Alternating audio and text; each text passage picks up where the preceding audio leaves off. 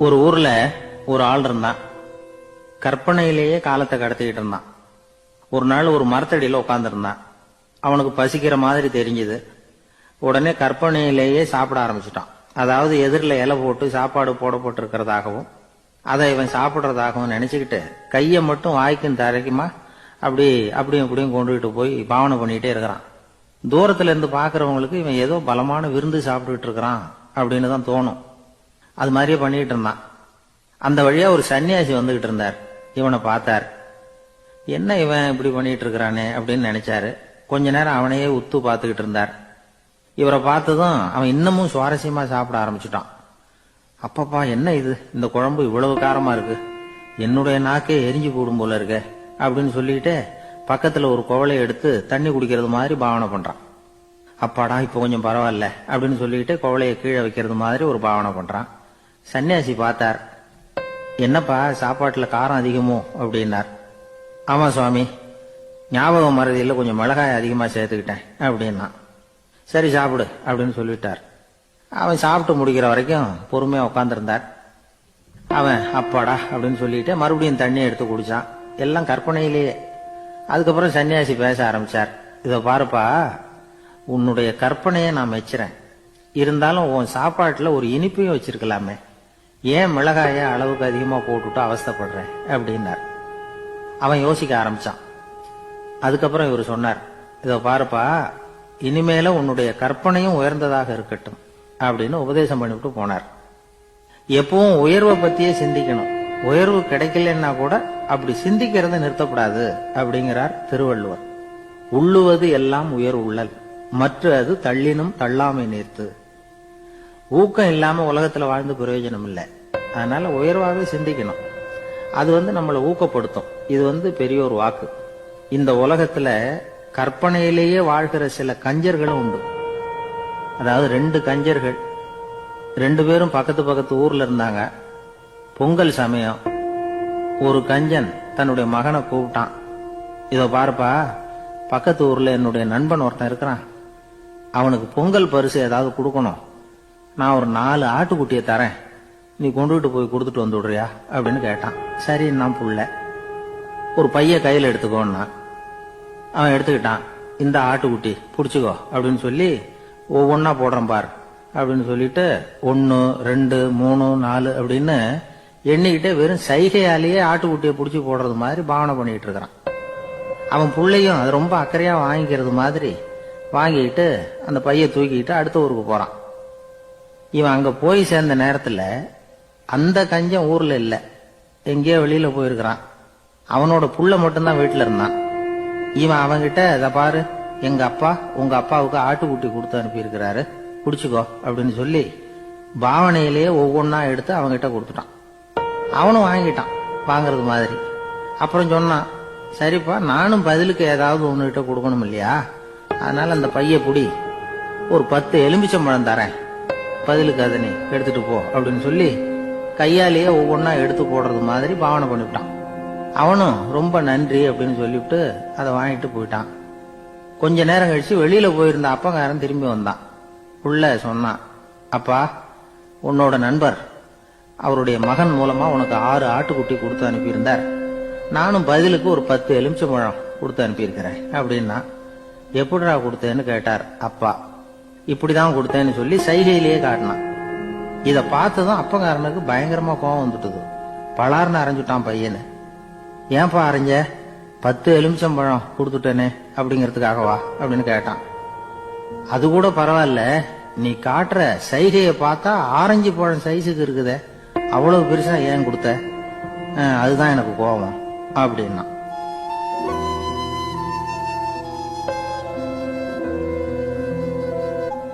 ஒரு ஊர்ல ஒரு சித்தர் இருந்தார். சூஃபி சித்தர். அவர் ஞானம் பெற்ற ஒரு சித்தர். ஒரு நாள் அந்த நாட்டு மன்னன் அவரை பார்க்கறதுக்காக வந்தான். என்ன வேணும் உனக்குன்னு கேட்டார். நான் கடவுளை பார்க்கணும், அதுக்கு நீங்க தான் உதவி பண்ணணும் அப்படின்னா அவன். சித்தர் கொஞ்சம் யோசனை பண்ணார். சரி, போயிட்டு நாளைக்கு வாங்கினார். அதே மாதிரி மன்னன் போயிட்டு அடுத்த நாள் வந்தான். இங்க நீ என்னோட 1 வாரம் தங்கி இருக்க வேண்டியிருக்கும்னார். சரின்னா ஒரு பிச்சை பாத்திரத்தை தூக்கி கையில கொடுத்தார். அவனுக்கு ஒன்றும் புரியல. இருந்தாலும் வாங்கிட்டான். வாங்கிட்டு இதை என்ன செய்யணும் அப்படின்னு கேட்டான். இதை ஒன்றும் செய்ய வேணாம், இதை எடுத்துக்கிட்டு பக்கத்தில் உள்ள கிராமங்களுக்கு போ, வீடு வீடா பிச்சை எடுத்துக்கிட்டு வா. அப்படி வந்த பிறகுதான் உனக்கு சாப்பாடும் ஓய்வும் கிடைக்கும். ஒரு வாரம் இப்படி செய், அதுக்கப்புறம் 8வது நாள் நாம கடவுளை பத்தி யோசிக்கலாம் அப்படின்னார். இப்படி இவர் சொன்னதை கேட்டதும் அந்த அரசனுக்கு அதிர்ச்சி ஆயிட்டது. ஒரு மாதிரி ஆயிட்டான். தன்னுடைய சொந்த நாட்டுல சொந்த குடிமக்கள் கிட்ட போய் பிச்சை எடுக்கிறதா அப்படின்னு யோசனை பண்ணி பார்த்தான். அதுக்கப்புறம் மெதுவா அவன் அந்த சித்தரை பார்த்தான்.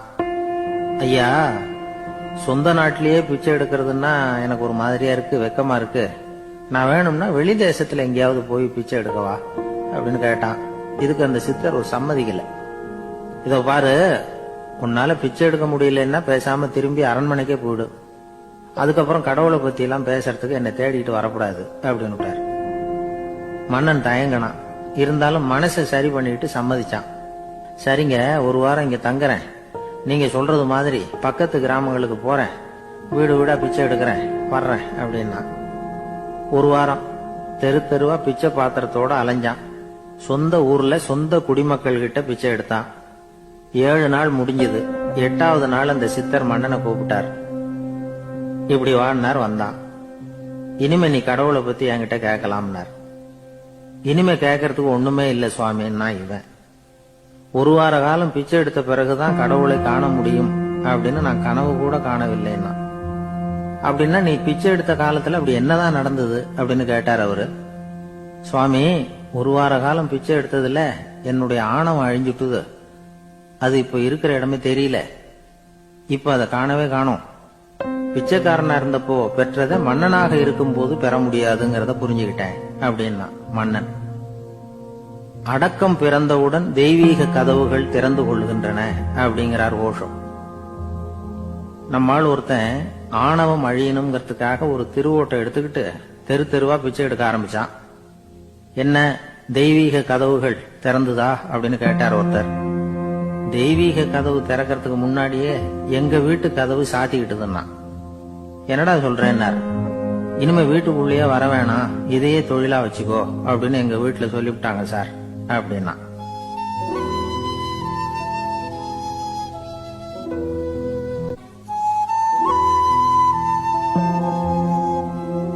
ஒரு பள்ளிக்கூடம் வகுப்பு நடந்துகிட்டு இருக்கு. ஆசிரியர் பாடம் நடத்திக்கிட்டு இருக்கிறார். நடத்தி முடிச்ச உடனே கேட்டார், மாணவர்களே, இதுவரைக்கும் நான் நடத்தின பாடத்துல உங்களுக்கு ஏதாவது சந்தேகம் இருக்கா அப்படின்னு கேட்டார். அப்புறம் ஒவ்வொருத்தரா கேட்டார்.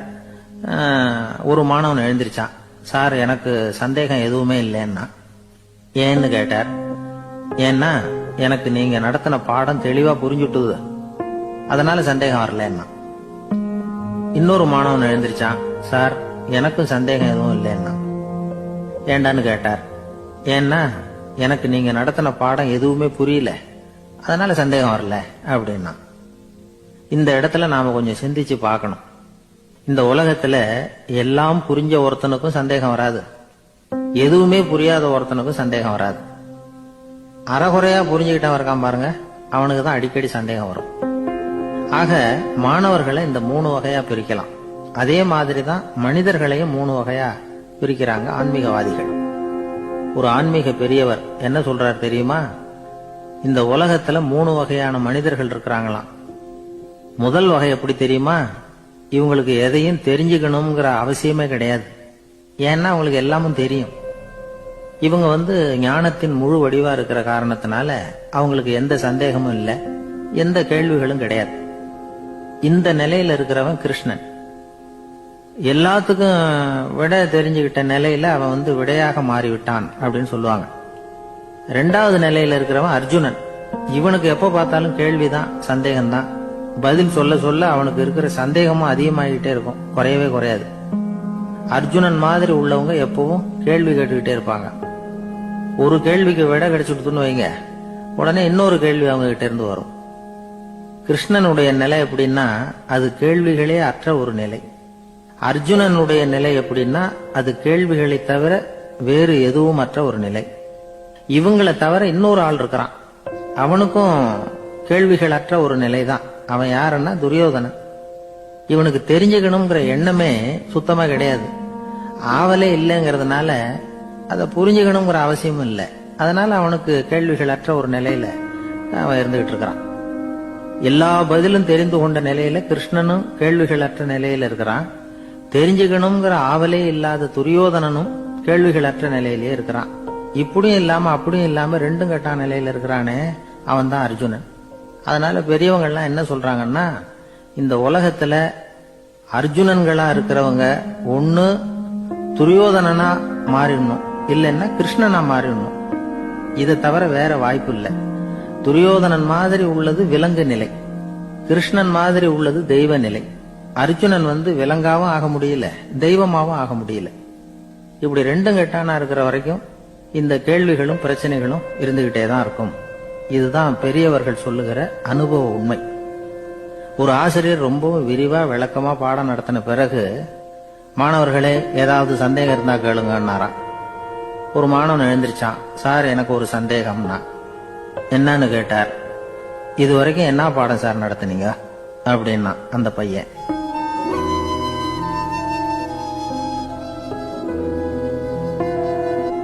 ஒரு ஊர்ல ஒரு மன்னர் இருந்தார். ஒரு நாள் அவருடைய அரசவைக்கு ஒரு ஓவியன் வந்தான். அவன் சீனா தேசத்திலிருந்து வந்தவன், தாவோ சிந்தனையாளன். அவன் அங்க மன்னர் முன்னாடி நிக்கிறான். யாரும் செய்ய முடியாத ஒரு காரியத்தை என்னால செய்ய முடியும்னா.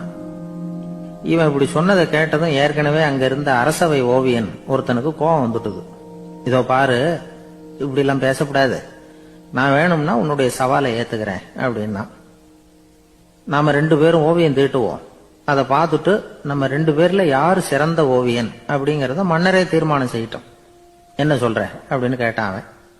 அவனும் சரின்னு ஒத்துக்கிட்டான். போட்டி ஆரம்பமாச்சு. அரசர் அவங்களுக்கு 2 சுவர்களை ஒதுக்கி கொடுத்தார். 6 மாச காலம் அவகாசம் கொடுத்தார்.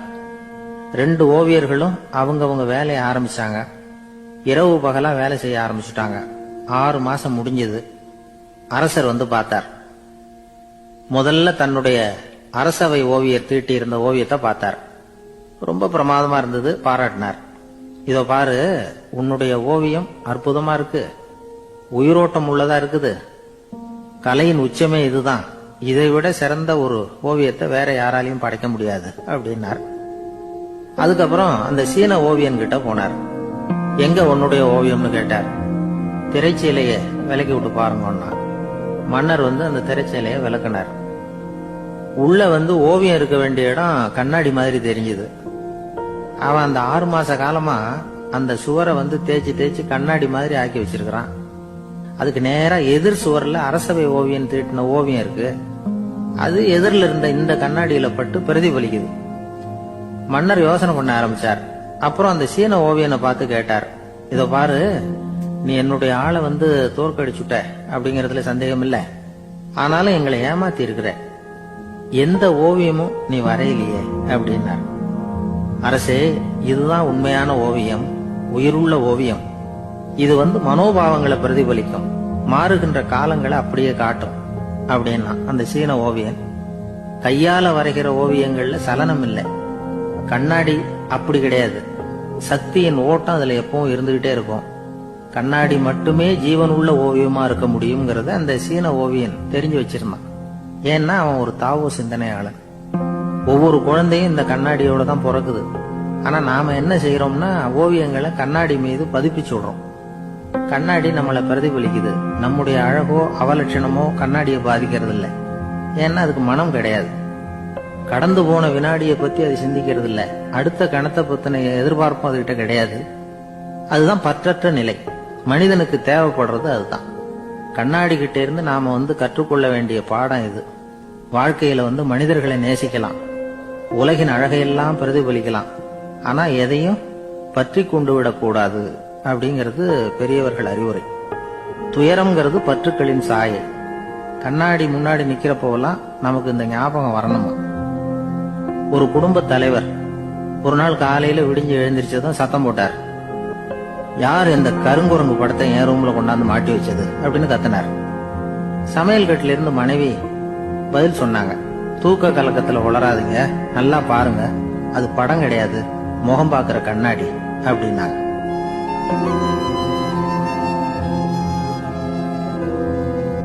ஒரு ஆளு வேகமா நடந்து போய்கிட்டு இருந்தான். அவன் வேகமா நடக்கிறதுக்கு காரணம் வெயில் காலம், காலில் செருப்பு இல்ல, மணல் பாதை, அதுதான் வேகம். காலில் செருப்பும் இல்லாம கையில குடையும் இல்லாம அந்த ஆளு வெயில்ல நடந்து போய்கிட்டு இருக்கிறான். அந்த சமயத்துல இன்னொருத்தன் குதிரை மேல ஏறி அந்த வழியா வந்துகிட்டு இருக்கிறான். அவன் காலில் செருப்பும் இருந்தது, கையில குடையும் இருந்தது. நடந்து போய்கிட்டு இருந்தவன் அந்த குதிரை ஆசாமியை பார்த்து கேட்டான், ஐயா, நீங்களும் குதிரை மேல உட்காந்துக்கிட்டு போய்கிட்டு இருக்கிறீங்க, அப்படி இருக்கிறப்போ உங்களுக்கு அந்த செருப்பு என்னத்துக்கு? அதை எனக்கு கொடுத்து உதவலாமே அப்படின்னா. குதிரை மேல உட்காந்துருந்தவன் யோசனை பண்ணி பார்த்தான். இவன் சொல்றது நியாயம்தானே அப்படின்னு சொல்லி தன்னுடைய செருப்பை கழட்டி அந்த வழிபோக்கனுக்கு கொடுத்துட்டான். ரொம்ப நல்லதுங்க அப்படின்னு சொல்லி இவன் அதை வாங்கி காலில் மாட்டிக்கிட்டான். அதுக்கப்புறம் மறுபடியும் இவன் ஆரம்பிச்சான், ஐயா, நீங்க குதிரையில போறதுனால போக வேண்டிய இடத்துக்கு வேகமா போய் சேர்ந்துருவீங்க, அதனால உங்க கையில அந்த குடை என்னத்துக்கு? நான் நடந்து போயிட்டு இருக்கிறவன் ரொம்ப நேரம் நடக்க வேண்டியிருக்கும் இந்த வெயில்ல, அதனால அந்த கொடையையும் எனக்கு கொடுங்களேன் அப்படின்னா. குதிரை வீரன் யோசனை பண்ணி பார்த்தான், இதுவும் நியாயம்தானே அப்படின்னு அவனுக்கு தோணுச்சு. உடனே இறக்கப்பட்டு தன் காலில் இருந்த செருப்பை கொடுத்தது மாதிரியே தன் கையில் இருந்த கொடையையும் இவங்கிட்ட கொடுத்துட்டான். அதுக்கப்புறம் அவன் நிம்மதியா புறப்பட்டான். இப்ப மறுபடியும் கை தட்டி அவனை நிறுத்தினான். கீழே நின்றுட்டு இருந்தவன், என்னப்பா, ஏன் என்ன நிறுத்தின? இன்னும் ஏதாவது வேணுமா உனக்கு அப்படின்னா குதிரையில இருந்தவன். இவன் மெதுவா வாயை திறந்து, அந்த குதிரையையும் என்கிட்ட கொடுத்துருங்களேன். அந்த குதிரை வீரன் இப்போ ஒரு கணம் யோசனை பண்ணி பார்த்தான். உடனே என்ன பண்ணான் தெரியுமா? தன்கிட்ட இருந்த குதிரை சவுக்கை எடுத்தான். குதிரை சவுக்கால அந்த ஆளை வாங்குவாங்கன்னு வீசி தள்ளிவிட்டான். இவ்வளவு சவுக்கடியும் வாங்கிட்டு இந்த ஆளு என்ன பண்ணான் தெரியுமா? சிரிக்கிறான். அடி வாங்கிட்டு யாராவது சிரிப்பாங்களா? குதிரை வீரனுக்கு ஒன்றும் புரியல. என்னப்பா அது, ஏன் இப்படி அடி வாங்கிட்டு இப்படி சிரிக்கிறியே அப்படின்னு கேட்டான். இப்ப அந்த வழிபோக்கன் சொல்றான், ஐயா, நான் இப்படி சிரிக்கிறதுக்கு காரணம் இருக்கு. இப்படி குதிரை கேட்டு உங்ககிட்ட அடி வாங்கலன்னு வச்சுக்கோங்க, என் உயிர் உள்ள வரைக்கும் மனசுல ஒரு தவிப்பு இருந்துகிட்டே இருக்கும். செருப்பையும் கொடையையும் கேட்ட உடனே கொடுத்தவன் குதிரையையும் கேட்டிருந்தா கொடுத்துருப்பானோ அப்படிங்கிற பேராசையில ஏங்கிக்கிட்டே இருந்திருப்பேன். இப்ப உங்ககிட்ட அடி வாங்கின பிறகு என்னுடைய அந்த சந்தேகம் தீர்ந்து போச்சு. என்னுடைய ஆசைக்கு எல்லை எது அப்படிங்கறத எனக்கு புரிஞ்சுட்டுது அப்படின்னு சொல்லிவிட்டு அவன் நடக்க ஆரம்பிச்சுட்டானா. ஆசைக்கும் எல்லை உண்டு அப்படிங்கறத விளக்கறதுக்காக வாரியார் சுவாமிகள் சொல்ற கதை இது. இந்த காலத்திலயும் ஒருத்தன் அது மாதிரி கொடை செருப்போட குதிரையில போய்கிட்டு இருந்தான். எதிரில் நடந்து வந்தவன், ஐயா, உங்க கொடையை எனக்கு கொடுங்களேன்னு கேட்டான். உடனே அவன் குதிரையிலிருந்து கீழே குதிச்சு அவனை சாட்டையால் அடிக்க ஆரம்பிச்சுட்டான். இன்னொருத்தர் அந்த வழியா வந்தவர் இதை பார்த்தார். ஏன்பா, அவன் கேட்டான், உன்னால முடியலன்னா இல்லைன்னு சொல்லிட வேண்டியது தானே, அதுக்காக ஏன் இப்படி அவனை போட்டு அடிக்கிறேன்னு கேட்டார். உங்களுக்கு விவரம் புரியாது சார், காலம் ரொம்ப கெட்டு போச்சு. கேட்டதை கொடுத்தேன்னு வச்சுக்கோங்க, இந்த குதிரையே என்னோடது, அவன் திருடிக்கிட்டு போறான் அப்படின்னு என் பேர்ல புகார் கொடுக்க ஆரம்பிச்சிருவான் சார் அப்படின்னா. அது எப்படி அவ்வளவு உறுதியா சொல்றேன்னு கேட்டார் அவரு. ஏற்கனவே அது மாதிரி ஒருத்தன் பேர்ல புகார் கொடுத்துட்டு தான் இந்த குதிரையை நான் தள்ளிட்டு வந்துகிட்டு இருக்கிறேன் அப்படின்னா. ஒரு காட்டுல ஒரு நரி இருந்தது. ஒரு நாள் காலை நேரம் அது தன்னுடைய இருப்பிடத்துல இருந்து வெளியில வந்தது. கொஞ்ச தூரம் நடந்து வந்தது. அப்பதான் அது தன்னோட நிழலை கவனிச்சு பார்த்தது. பார்த்தா அது ரொம்ப நீளமா பெருசா இருக்குது. காலை நேரத்துல நிழல் அப்படித்தானே இருக்கும். ஆனா அந்த நரிக்கு அந்த விஷயம் தெரியல. தன்னுடைய நீண்ட பெரிய நிழலை பார்த்து ஆச்சரியப்பட்டது. ஆஹா, நாம இவ்வளவு பெருசாவா இருக்கிறோம் அப்படின்னா என்னுடைய காலை சாப்பாட்டுக்கு ஒரு யானை இல்லைன்னா ஒரு ஒட்டகம் கிடைச்சாதான் சரியா இருக்கும் போல இருக்கு அப்படின்னு முடிவு பண்ணிட்டு உடனே ஒரு யானை அல்லது ஒட்டகத்தை தேடி அலைஞ்சது. எங்க கிடைக்கும்னு கிடைக்கவே இல்லை. மத்தியானம் 12 மணி ஆயிட்டுது. பசியோட அலையுது. இப்ப தன்னோட நிழலை பார்த்தது. அது மத்தியான நிழல் எப்படி இருக்கும், அது ரொம்பவும் குறுகி போய் தெரிஞ்சது. உடனே அந்த நரி என்ன நினைச்சுக்கிட்டு தான் தெரியுமா? காலை ஆகாரம் சாப்பிடாததுனால நம்ம உடம்பு இப்படி அழைச்சு போட்டுதே அப்படின்னு நினைச்சுக்கிட்டு தான். கொஞ்ச நேரம் கழிச்சு மறுபடியும் தன்னுடைய நிழலை பாக்குது. அது இன்னமும் குறுகி போய் காலடியிலேயே வந்துட்டுது. அதுக்கு பயமா போயிடுது. ஐயோ, இன்னும் கொஞ்ச நேரத்துல நாம இறந்துருவோம் போல இருக்க. இப்ப என்ன செய்யறது? இந்த சமயத்துல ஒரு எறும்பு கிடைச்சா கூட போதும், அதை நம்ம காலை ஆகாரமா நினைச்சு சாப்பிட்டுள்ளாமே அப்படின்னு நினைச்சுதான். நம்முடைய நிழல் கூட நம்மள மாதிரியே தான் அடிக்கடி மாறிக்கிட்டே தான் இருக்குது. அது எப்பவும் ஒரே மாதிரி இருக்கிறது இல்ல. மனிதனுக்கு ஏற்படுகிற தன்முனைப்பு இருக்கு பாருங்க, ஈகோ, அது கூட ஒரு நிழல் மாதிரி தானா. அப்படி நினைக்க ஆரம்பிச்சுட்டா அதனால ஏதும் பிரச்சனை வராதான். தன்முனைப்பை நிழல் போலவே ஏற்றுக்கொள்ளுங்கள் அப்படிங்கிறது பெரியவங்க கருத்து. ஒரு காரியத்தை வெற்றிகரமா நல்ல விதமா செஞ்சு முடிக்கிறோம்னு வச்சுக்கோங்க, அந்த சமயத்துல ஒரு வித நுட்பமான தற்பெருமை நமக்குள்ள உண்டாகுது. இது இயற்கையானது, அதனால இது மேல பற்று வைக்கக்கூடாது. அப்படி வைக்க ஆரம்பிச்சுட்டா அந்த தற்பெருமை ஒரு நிரந்தர விருந்தாளியா நம்ம கிட்ட தங்கிக்கும். நம்ம நிழல் எப்படின்னு பாருங்க, நாம நடக்கும் பொழுது நம்ம பின்னாடியே வரும். தன்முனைப்பையும் அப்படியே நினைச்சுக்குங்க. நிழல் யாருக்கும் எந்த பிரச்சனையையும் உண்டாக்குறது இல்ல. ஆனா அந்த நிழலை கண்டே நாம பயப்பட ஆரம்பிச்சுட்டா நாம எதுலயும் வெற்றி காண முடியாது. நிழலோட சண்டை போடக்கூடாது. அது மாதிரி தன்முனைப்போடவும் நாம சண்டை போட வேண்டியதில்லை. இல்லாத ஒன்றோடு சண்டை போடுறது எப்படின்னா, அது இருட்டோட சண்டை போடுறது மாதிரி. நாம நிழல் கிடையாது, நம்ம கிட்ட இருக்கிற தன்முனைப்பு ஒரு நிழல். நம்ம நிழலையும் நமக்கு சமமா பாக்குறோம் பாருங்க, அங்கதான் சிக்கலே ஆரம்பம். இப்போ நாம நடந்து போய்கிட்டு இருக்கிறோம், நம்ம நிழல் தரையில விழுது. யாரோ ஒருத்தர் நம்ம நிழல் மேல காலை வச்சு நடந்து போறார். உடனே அவர்கிட்ட சண்டைக்கா போறோம், ஏண்டா என் நிழலை மிதிச்ச அப்படின்னு. நமக்கு தெரியும் அது நிழல் தாங்கிறது. அவர் உங்க மேல நடக்கல, உங்களுடைய நிழல் மேலதான் நடக்கிறார். அது மாதிரி உங்க தன்முனைப்பின் மேல யாராவது நடந்தா உங்களை அவமானப்படுத்துறதா நினைக்கிறீங்க. காரணம், நாமளும் நம்ம தன்முனைப்பும் ஒண்ணுங்கிற நினைப்பு தான் காரணம். மற்றபடி வேற ஒண்ணும் கிடையாது. நம்ம நிழல் மேல நடக்கிறவர் நம்மளை காயப்படுத்துறது இல்ல. தன்முனைப்பை வேண்டாத ஒன்னாவும் பார்க்க வேண்டியதில்லை. அது இயற்கை. நிழலை உங்க முன்னாடி வைக்க வேணாம், அது உங்க பின்னாடியே இருக்கட்டும். நிழலின் நிழலாகி விடாதீர்கள், நீங்கள் நீங்களாகவே இருங்கள். இதுதான் சான்றோர் சிந்தனை. ஒரு பேருந்துல ஒரே நெரிசல். ஒருத்தர் பக்கத்துல நின்றுகிட்டு இருந்தவர்கிட்ட ரொம்ப பணிவா விசாரிச்சார், ஏன் சார் நீங்க ஏதாவது பெரிய உத்தியோகத்துல இருக்கிறீங்களா அப்படின்னார். அப்படிலாம் ஒண்ணும் இல்லைங்கன்னார் அவரு. அப்படின்னா வேற ஏதாவது அரசியல்ல பெரிய பதவியில் இருக்கிறீங்களா அப்படின்னு கேட்டார். அதுவும் இல்லைங்கன்னார். சரி, பணமாவது அதிகமா வச்சிருக்கீங்களா அப்படின்னு கேட்டார். அப்படிலாம் ஒண்ணும் கிடையாது சார்னார் அவரு. அப்புறம் எதுக்குடா என் காலை மிதிச்சுக்கிட்டு இருக்கிற, எடுறா காலை அப்படின்னாராம் இவர். ஒரு ரயில் வேகமா போயிட்டு இருக்கு. அது ஒரு ரயில்வே ஸ்டேஷன்ல கொஞ்ச நேரம் நின்னுது. அப்போ அதுல ஒரு ஆள் ஏறினார். தலையில ஒரு மூட்டையை வச்சிருந்தார். மூட்டையை தலையில சுமந்துகிட்டே உள்ள வந்தாரு. மூட்டையை தலையில சுமந்துகிட்டே ஒரு இடத்துல உட்கார்ந்தார். ரயில் மறுபடியும் புறப்பட்டது. இவர் தன் தலையில இருந்த மூட்டைய கீழே இறக்கி வைக்கணும்ல, வைக்கல, சுமந்துகிட்டே வர்றார். எதிரில் உட்கார்ந்துருந்தவர் கேட்டார், ஏங்க ஏன் இப்படியே உட்கார்ந்து இருக்கிறீங்க, தலையில மூட்டையை வச்சுக்கிட்டு, மூட்டையை கீழே இறக்கி வைக்கலாமே அப்படின்னார். வேணாங்க, பாவம், தலையில இருக்கிற மூட்டையை இறக்கி ரயில்ல வச்சா ரயிலுக்கு பாரம் அதிகமா இருக்கும் அப்படின்னாரு அவரு. இப்படி ஒரு ஆளை பார்த்தா நமக்கு சிரிப்பு தான் வரும். ஏன்னா ரயில்ங்கிறது அந்த மூட்டையையும் சேர்த்து சுமந்துகிட்டு தான் போகுது. அவன் அந்த மூட்டையை தலையில வச்சிருந்தாலும் ஒண்ணுதான், தரையில வச்சிருந்தாலும் ஒண்ணுதான். அதனால ரயிலுக்கு எந்த மாற்றமும் ஏற்பட போறதில்ல. அதே மாதிரிதான் நம்ம மனமும். இதுவும் ஒரு தேவையில்லாத சுமை, அனாவசியமா சுமந்துகிட்டு இருக்கிறோம். இத கீழே இறக்கி வச்சுட்டா வாழ்க்கை பிரயாணம் சுகமா இருக்கும். ரயில் பிரயாணம் பண்ற அந்த ஆள் மூட்டையை சுமக்கிறான், வாழ்க்கை பிரயாணம் பண்ற நாம மனசை சுமக்கிறோம். இது ரெண்டுக்கும் எந்த வித்தியாசமும் இல்லை. மனசை கீழே இறக்கி வச்சுட்டா பாரம் இல்லாமல் வாழலாம், பறவைகள் மாதிரி பறக்கலாம், குழந்தைகள் மாதிரி கள்ளங்கபடம் இல்லாம வாழலாம். இந்த வெளி உலகத்துல நாம நிலை பெற்று இருக்கணும், வேரூன்றி இருக்கணும். அதே சமயம் நம்முடைய உள் வெளியில ஆன்மீக வாழ்க்கையில பாரம் இல்லாம இருக்கணும்.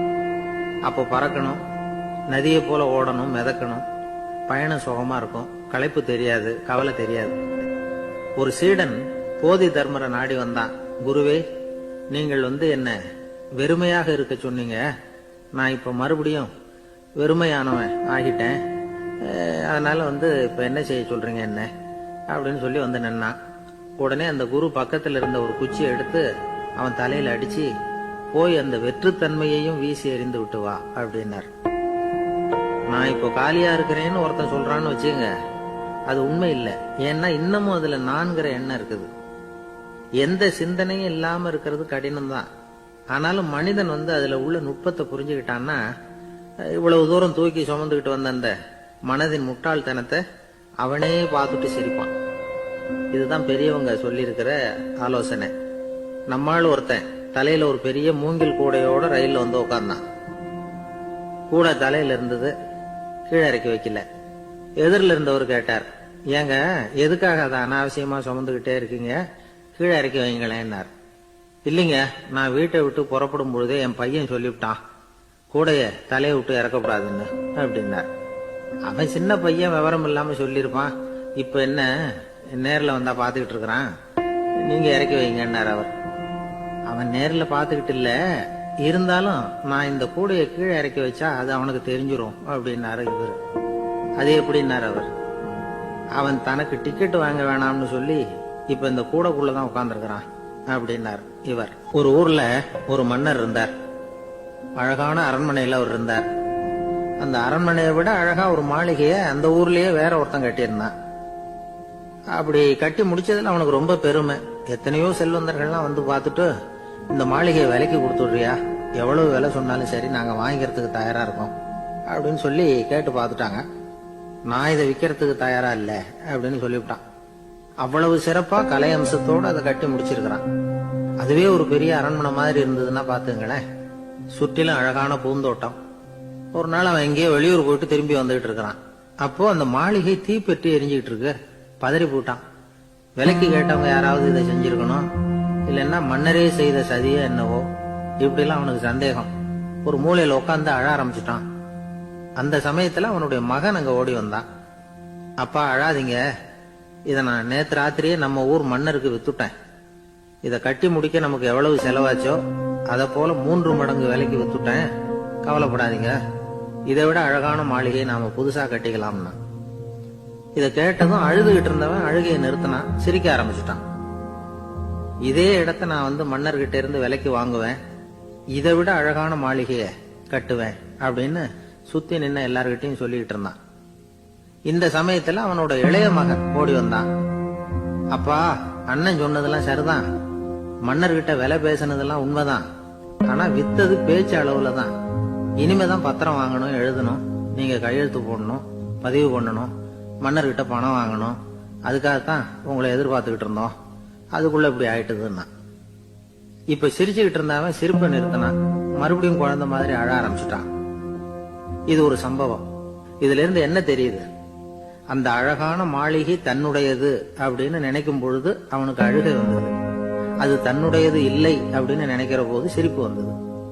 மறுபடியும் அது தன்னுடையதுதான் அப்படிங்கிற உணர்வு வரும்பொழுது அழுகை.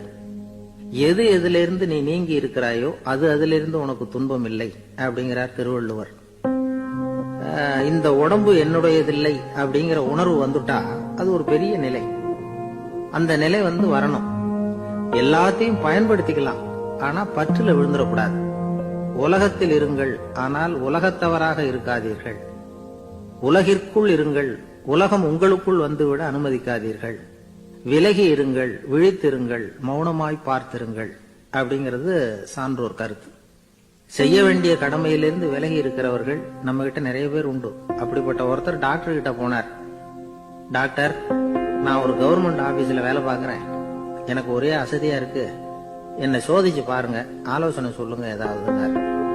டாக்டர் அவரை பரிசோதனை பண்ணி பார்த்துட்டு சொன்னார், இதோ பாரு, உனக்கு இப்போ தேவைப்படுறது முழு ஓய்வு. நீ எவ்வளவு சீக்கிரமா ஆபீஸுக்கு போறியோ அவ்வளவுக்கு உனக்கு நல்லது அப்படின்னாராம்.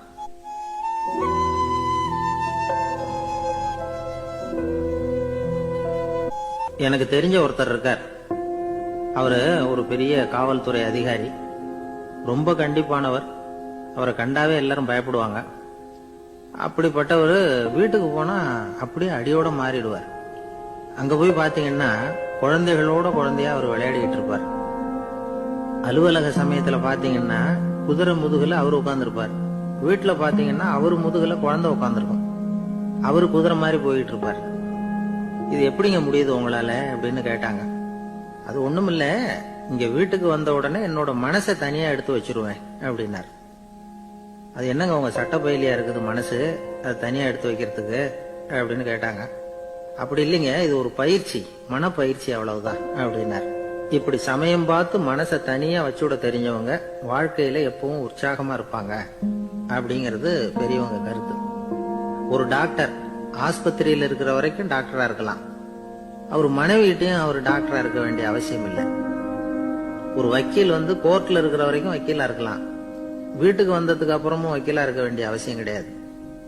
வீட்டுல குழந்தைகள் கிட்ட விளையாடும் பொழுதும் அதுகள் கிட்ட ஃபீஸ் கேட்டுட்டு இருக்க கூடாது. நாம எப்படி இருக்கணும்னு பெரியவங்க சொல்றாங்கன்னா, மனசோட சேரக்கூடாதான், அப்படி சேராம வாழ்க்கையை கவனிக்கணுமா. மனசை அப்படியே தனியா எடுத்து பக்கத்துல வச்சுடணும். அப்படின்னா அதை அப்படியே தூக்கி எறிஞ்சுடு அப்படின்னு அர்த்தம் இல்லை. ஏன்னா மனசுங்கிறது நமக்கு உபயோகப்படக்கூடிய ஒண்ணுதான்.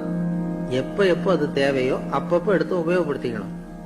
தேவைப்படுறப்போ எடுத்து கண்ணாடியை மாட்டிக்கிறோம்ல, படிக்கும் பொழுது கண்ணாடி தேவைப்படுது, எடுத்து மாட்டிக்கிறோம் இல்லையா, அது மாதிரி கணக்கு போடுறதுக்கு மனசு தேவை.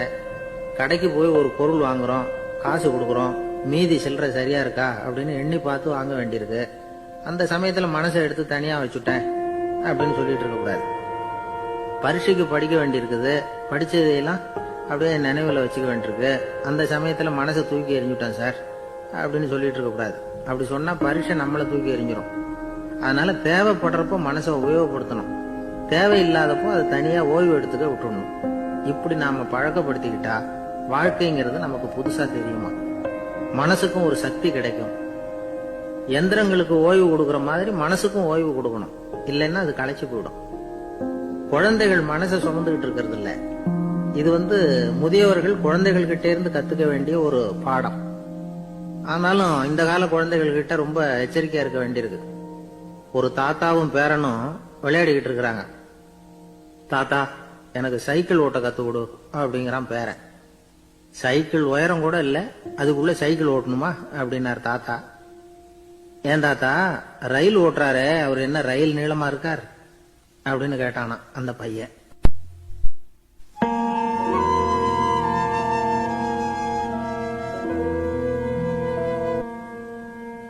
ஒரு நல்ல நகைச்சுவை எப்படி இருக்கணும், இதுக்கு ஒவ்வொருத்தர் ஒவ்வொரு மாதிரியான விளக்கத்தை கொடுத்திருக்கிறாங்க. ஆனா கலைவாணர் NS கிருஷ்ணன் கொடுக்கிற விளக்கம் என்ன தெரியுமா? நகைச்சுவைங்கிறது அடுத்தவங்களுக்கு துன்பம் கொடுக்காம இருக்கணும், அடுத்தவங்க மனசை புண்படுத்தக்கூடாது, அதுதான் சிறந்த நகைச்சுவை அப்படிங்கிறார். அதுக்கு அவர் உதாரணமும் கொடுக்கிறார். ஒரு ஏரி ஓரமா 2 பசங்க நடந்து போயிட்டு இருக்கிறாங்க. அதுல ஒருத்தன் பணக்கார வீட்டு பையன், இன்னொருத்தன் ஏழை. இவங்க 2 பேரும் போயிட்டு இருக்கிறாங்க. வழியில ஒரு இடத்துல ஒரு ஜோடி செருப்பு இவங்க கண்ணுல படுது. ஒரு விவசாயி அந்த செருப்பை அங்க விட்டுட்டு பக்கத்துல இருந்த ஏரியில கை காலை கழுவிட்டு இருக்கிறார். உடனே அந்த பணக்கார பையனுக்கு ஒரு ஐடியா.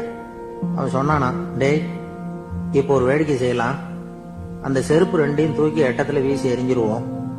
அந்த ஆள் பார்த்துட்டு செருப்பை தேடி அல்லாடுவான், அங்கேயும் இங்கேயும் ஓடுவான், திரு திருன்னு முழிப்பான். அதை பார்த்து நாம ரசிக்கலாம், நல்ல தமாஷா இருக்கும் அப்படின்னு இருக்கான். இப்படி சொல்லிவிட்டு அந்த செருப்புகளை தூக்கத்துக்கு போனானா. கொஞ்சம் பொறு அப்படின்னானா அந்த ஏழை பையன். ஏன்னு கேட்டிருக்கான் அவன். இப்போ அந்த ஏழை பையன் சொன்னானா, நீ சொல்றது ஒன்னும் வேடிக்கை கிடையாது, உன்னோட செருப்பு தொலைஞ்சா உன் அப்பா உடனே உனக்கு வேற செருப்பு வாங்கி கொடுத்துருவார். ஆனா அந்த ஆளுக்கு இந்த செருப்பு தொலைஞ்சதுன்னா வேற புதுசா வாங்கறதுக்கு வாயையும் வயத்தையும் கட்டி பணத்தை சேர்க்க வேண்டியிருக்கும். அதனால நான் ஒரு வேடிக்கை சொல்றேன், அது மாதிரி செய், அது இன்னமும் தமாஷா இருக்கும் அப்படின்னானா. எப்படி அது சொல்லுன்னு இருக்கான் அவன். செருப்பு 2ம் அது இருக்கிற இடத்துலயே இருக்கட்டும், உன் சட்ட பையிலிருந்து ஒரே ஒரு ₹1 நாணயத்தை எடு, அதை அந்த செருப்பு மேல அதோட குதிகால் பகுதியில வச்சுட்டு நாம 2 பேரும் அந்த மரத்துக்கு பின்னாடி ஓடி போய் மறைஞ்சு நின்னுக்குவோம், அப்புறம் பாரு வேடிக்கை அப்படின்னா. அதே மாதிரி ₹1 காசு செருப்பு மேல வச்சுட்டு இவங்க 2 பேரும் மறைஞ்சு நின்னுக்கிட்டாங்க. கொஞ்ச நேரத்துல அந்த விவசாயி வந்தார். காலில் உள்ள மண்ணை தட்டிவிட்டு செருப்பை மாட்டுறதுக்காக போனார். அங்க இருந்த காசு கண்ணுல போட்டுட்டுது. அவருக்கு ஆச்சரியமா போச்சு. அதை கையில எடுத்து பாக்குறார், 4 பக்கமும் திரும்பி திரும்பி பாக்குறார், யார் இதை வச்சிருப்பான்னு. கடைசியில ஆகாயத்தை பாக்குறார். ஆண்டவா, இது உன்னோட கருணை தான், நீதான் யாரோ புண்ணியவான் மனசுல தர்மம் பண்ற எண்ணத்தை உண்டாக்கி இருக்கிற, அந்த புண்ணியவான் நல்லா இருக்கணும் அப்படின்னு வாழ்த்தி அந்த காசை கண்ணுல ஊத்திக்கிட்டாராம். மறைஞ்சிருந்து பாத்துக்கிட்டு இருந்த ஏழை பையன் இப்படி சொன்னான், பாத்தியா, உன்னை புண்ணியவான்னு வாழ்த்திக்கிட்டு போறார் அந்த ஆள், அவருக்கும் சந்தோஷம், அதை பார்த்து நமக்கும் சந்தோஷம். உனக்கு 1 ரூபாங்கிறது ஒரு பெரிய விஷயம் இல்லை, ஆனா அதனால நமக்கு கிடைச்சிருக்கிற மகிழ்ச்சி ரொம்ப உயர்வானது அப்படின்னு நானா. வேடிக்கையும் கிண்டலும் இது மாதிரி அடுத்தவங்களுக்கு இடைஞ்சலா இல்லாம இருக்கணும் அப்படிங்கிறார் கலைவாணன். ஆனா பாருங்க, அவருக்கே இடைஞ்சலா வர்ற விஷயங்களை கூட அவர் வேடிக்கையா தான் எடுத்துக்கிட்டாராம். ஒரு தடவை ஒருத்தர் கலைவாணர்கிட்ட வந்து, ஐயா என் குழந்தை செத்து போச்சு அப்படின்னு சொல்லி அழுதாராம். உடனே இவர் அவருக்கு 100 ரூபாய் பணத்தை கொடுத்து, இந்தாங்க அடக்க செய்யுங்க அப்படின்னு சொல்லி அனுப்பி வச்சாராம். 1 வருஷம் கழிச்சு மறுபடியும் அதே ஆள் வந்திருக்கார். இவர் மறந்துருப்பாருங்கிற நினைப்புல, அண்ணே என் குழந்தை இறந்து போச்சுண்ணே அப்படின்னாராம். இவர் மறுபடியும் 100 ரூபாய் கொடுத்து ஆறுதல் சொல்லி அனுப்பி வச்சாராம். 7-8 மாசம் கழிச்சு மறுபடியும் அதே ஆள் வந்திருக்கார். அவர் வாயை திறக்கிறதுக்கு முன்னாடியே இவர் 100 ரூபாய் அவர் கையில வச்சு, போன 2 தடவை தான் குழந்தை செத்து போச்சு, இந்த தடவையாவது அதை சாகாம காப்பாத்தி விடு அப்படின்னு சொல்லி அனுப்பி வச்சாராம். அதுக்கப்புறம் அந்த ஆள் வர்றதே இல்லையா. ஒரு ஊர்ல ஒரு ஆள் இருந்தான், தையல் கடை வச்சிருந்தான். அவன்கிட்ட ஒருத்தன் ஒரு சட்டை துணி எடுத்து கொடுத்து தைக்க சொல்லியிருந்தான். வர்ற சனிக்கிழமை வா, வந்து வாங்கிட்டு போ அப்படின்னு அவன் சொல்லியிருந்தான். அதே மாதிரி அவன் வந்தான். அவன் தச்சு வச்சிருந்த சட்டையை கொடுத்தான். இவன் வாங்கி அங்கேயே போட்டு பார்த்தான். கை நீளம் ஒண்ணுக்கு ஒண்ணு வித்தியாசமா இருந்தது. வலது கை இடது பக்கத்தை விட நீளம் குறைச்சலா இருந்தது. இவன் முணுமுணுக்க ஆரம்பிச்சிட்டான், என்ன இது இப்படி தச்சு விட்டிய அப்படின்னு. இதுக்கு அவன் சொன்னான், ஐயா இதுக்காகவா சங்கடப்படுறீங்க, வலது கையை மட்டும் கொஞ்சம் உள்ள இழுத்தாப்புல வச்சுக்கிட்டீங்கன்னா சரியா போடும், மற்றபடி அந்த சட்டையில உள்ள கலை அம்சத்தை கவனிங்க, எவ்வளவு அற்புதமா தச்சிருக்கேன் பாருங்க, ஒரு சின்ன குறைய பொருட்படுத்தாதீங்க, நான் சொன்னது மாதிரி கையை கொஞ்சம் உள்ள இழுத்து வச்சுக்கிட்டு நீங்க பாட்டுக்கு நடந்து போங்க, ஜோரா இருக்கும் அப்படின்னா. அவனும் யோசனை பண்ணி பார்த்தான். சரியான யோசனையா தான் தோணுச்சு. கொஞ்சம் முயற்சி பண்ணி வலது கையை உள்ள இழுத்து சட்டை சரியா இருக்கிறது மாதிரி பண்ணிட்டான். இப்ப மறுபடியும் ஒரு பிரச்சனை. வலது கையை உள்ள இழுத்த மாதிரி வச்சுக்கிட்டதும் முதுகு பக்கம் கொஞ்சம் துணி தளர்ந்து தொங்குறது மாதிரி ஆயிட்டுது. என்ன இது முதுகு பக்கம் துணி குவிஞ்சுட்டுத, அப்படியே தொங்குறது மாதிரி இருக்க அப்படின்னு அவன் மறுபடியும் ஆரம்பிச்சான். ஐயா இதுக்காகவா கவலைப்படுறீங்க, உடம்பு அதுக்கு தகுந்த மாதிரி கொஞ்சம் வளைச்சுக்கிட்டா போச்சு, இதுக்காக அந்த அழகான தையலை பிரிச்சு அதுல உள்ள கலை அம்சத்தை கெடுக்கிறதுக்கு என் மனசு இடம் கொடுக்கல, எவ்வளவுக்கு தளர்த்தியா இருக்கோ அவ்வளவுக்கு கொஞ்சம் உடம்ப வளைச்சு அப்படியே வச்சுங்க சரியா போடும் அப்படின்னா. இதுவும் நல்ல யோசனையா போடுது அப்படின்னு நினைச்சான் அவன். சரின்னு சொல்லிவிட்டு புறப்பட்டான். தெருவில் இறங்கினான். கையை கொஞ்சம் உள்ள இழுத்தான், உடம்ப கொஞ்சம் வளைச்சி வச்சுக்கிட்டான், சட்டைக்கு தகுந்த மாதிரி பண்ணிட்டான். அப்படியே மெதுவா நடந்து போனான். இப்போ எதிரில் இன்னொருத்தன் வந்தான். இவனை பார்த்தான். இவன் போட்டிருக்கிற சட்டைய பார்த்தான். ஆஹா அற்புதமா இருக்கு. நான் சும்மா சொல்லக்கூடாது, ரொம்ப நல்லா இருக்குது இது, நிச்சயமா இது இந்த ஊர் மேல தெருவில் ஒருத்தன் இருக்கிறானே அவன் தச்சதா தான் இருக்கணும் அப்படின்னு நானா. இதை கேட்டதும் அவனுக்கு ஆச்சரியம் ரொம்ப.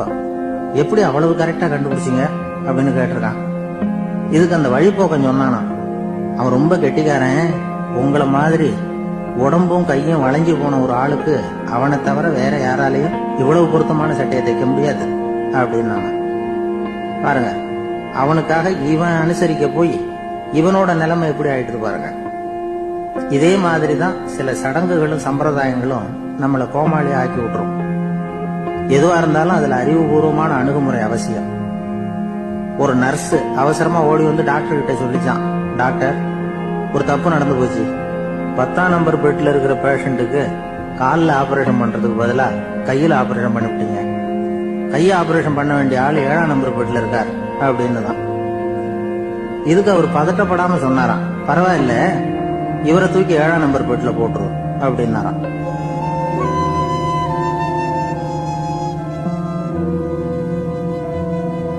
ஒரு ஆள் இருந்தார்.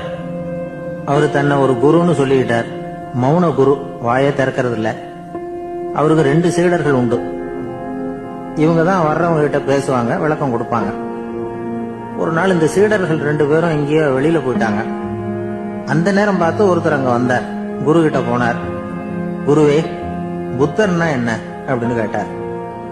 குருவுக்கு ஒன்னும் புரியல. அவர் உண்மையான குருவா இருந்தாவில புரியும். திருன்னு முழிக்க ஆரம்பிச்சார்.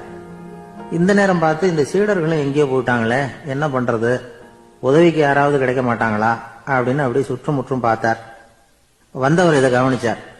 ஏதோ புரிஞ்சுக்கிட்டவர் மாதிரி அடுத்த கேள்வியை கேட்டார். தர்மம்னா என்ன சுவாமி அப்படின்னார். குருவுக்கு ரொம்ப சங்கடமா போச்சு.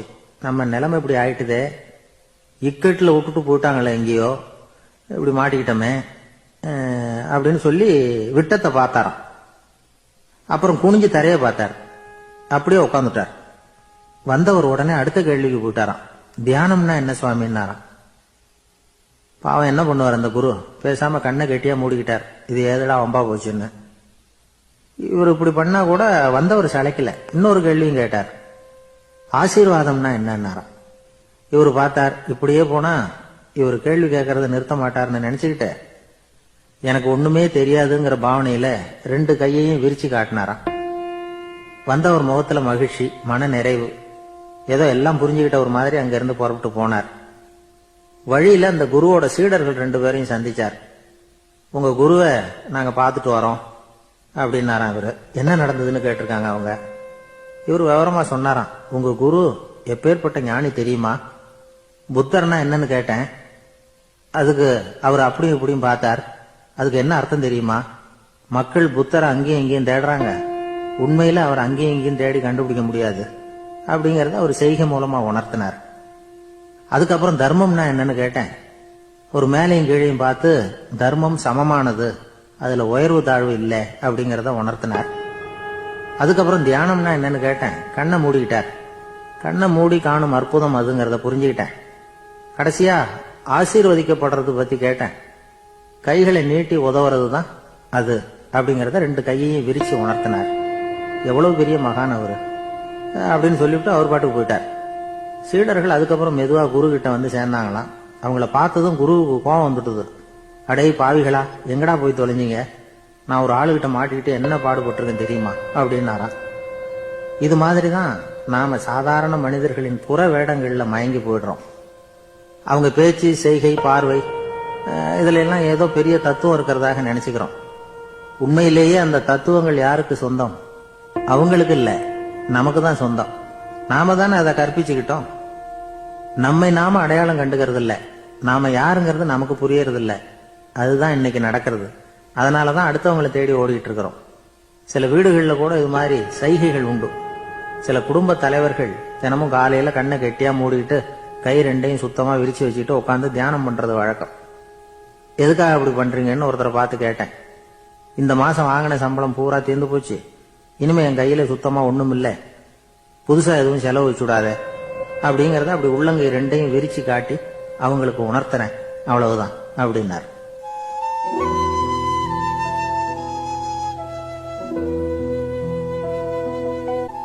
ஒரு பெரிய நினைவு மண்டபம். அதுக்கு முன்னாடி ஒரு அப்பாவும் பிள்ளையும் நின்றுகிட்டு இருக்கிறாங்க. அந்த வழியா போறவங்க வர்றவங்க எல்லாம் அந்த இடத்துல நின்று அது என்ன மண்டபம் அப்படின்னு விசாரிக்க ஆரம்பிச்சாங்க. அந்த அப்பாவும் பிள்ளையும் தான் வர்றவங்களுக்கு எல்லாம் விவரம் சொல்லிட்டு இருக்கிறாங்க. அதாவது இந்த இடத்துல ஒரு பெரிய மகான் சமாதி ஆயிருக்கார், அவர் சமாதியான இடத்துல இந்த நினைவு மண்டபத்தை கட்டி இருக்கிறோம் அப்படின்னாங்க. ஊரு பூரா இந்த செய்தி பரவிச்சு. நிறைய பேர் அந்த இடத்தை தேடி வர ஆரம்பிச்சாங்க. இங்க வந்து கொஞ்ச நேரம் உட்காந்துட்டு போனா மனசுக்கு ஒரு நிம்மதி கிடைக்குது அப்படின்னாங்க. அங்க இருந்த உண்டியல்ல நிறைய காசு போட்டுட்டு போறாங்க. பணம் கிடுகிடுன்னு நிறைய சேர ஆரம்பிச்சுட்டுது. பணம் நிறைய சேர்ந்த உடனே அந்த அப்பாவுக்கும் பிள்ளைக்கும் தகராறு வந்துட்டுது. பணம் சேர்ந்தாலே சொத்து தகராறு வரத்தானே செய்யும், அது மாதிரி வந்துட்டுது. பையன் அடிக்கடி நிறைய பணம் கேட்க ஆரம்பிச்சான். அப்பா பார்த்தார், யோசனை பண்ணார், ஒரு முடிவுக்கு வந்தார்.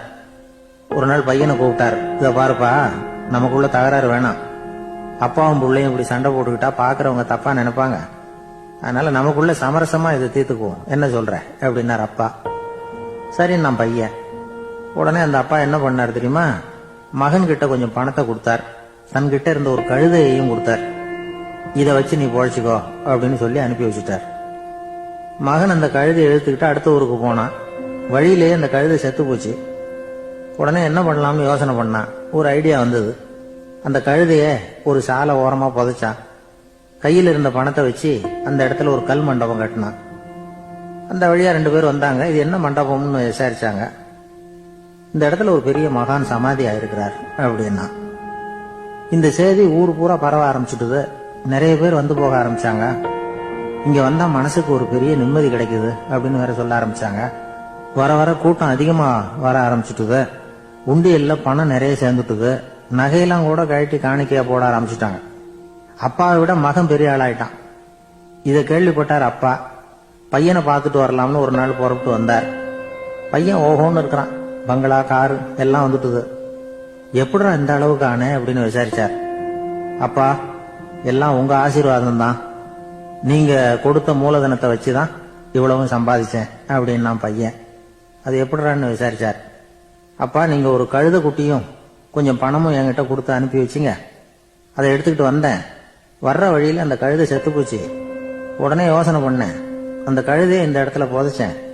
கையில் இருந்த பணத்தை வச்சு மண்டபம் கட்டினேன். மகான் ஒருத்தர் சமாதி ஆயிருக்கார் அப்படின்னு வதந்தியை கிளப்பி விட்டேன். ஜனங்கள்லாம் ஏமாந்து போய் காசை கொண்டாந்து போட ஆரம்பிச்சிட்டாங்க. நான் பொழைச்சிக்கிட்டு இருக்கிறேன் அப்படின்னா. இப்பதான்டா நீ என் புள்ள அப்படின்னு சொல்லி சந்தோஷப்பட்டாரான் அந்த அப்பா. ஏன் அப்படி சொல்றீங்கன்னு கேட்டிருக்கான் பையன். கழுத குட்டியை புதைச்சி மண்டபம் கட்டி இருக்கிற நீ, ஏற்கனவே நம்ம ஊர்ல நாம கட்டி இருக்கிறோமே மண்டபம், அது இந்த கழுதையோட அம்மாவை புதைச்ச இடம். மகான் சமாதி ஆயிருக்காருன்னு நானும் சும்மா கப்சா தான் விட்டுக்கிட்டு இருக்கேன் அப்படின்னாராம் அப்பா. முட்டாள் ஜனங்களை நினைச்சு அந்த 2 பேரும் சத்தம் போட்டு சிரிச்சாங்களாம். மனுஷன் ஏமாத்துறது ரொம்ப சுலபம். என் கூட படிச்ச ஒருத்தன் திடீர்னு ஒரு நாள் எல்லாருக்கும் அருள் வாக்கு சொல்ல ஆரம்பிச்சுட்டான். அவன் ஒரு ஆபீஸ்லயும் வேலை பார்க்கறான். ஆபீஸ்ல உள்ளவங்க எல்லாம் அவங்கிட்ட வந்து அருள் வாக்கு கேட்கறது வழக்கம். ஒரு நாள் நான் அவன் முன்னாடி போய் உட்காந்து பேசிக்கிட்டு இருந்தேன். அப்போ அதே ஆபீஸ்ல வேலை பார்க்கிற ஒருத்தர் அவங்கிட்ட வந்து, சுவாமி, என் மேஜையில வச்சிருந்த பேனா திடீர்னு காணாம போட்டுது, அது திரும்ப கிடைக்குமா எனக்கு அப்படின்னு கேட்டார்.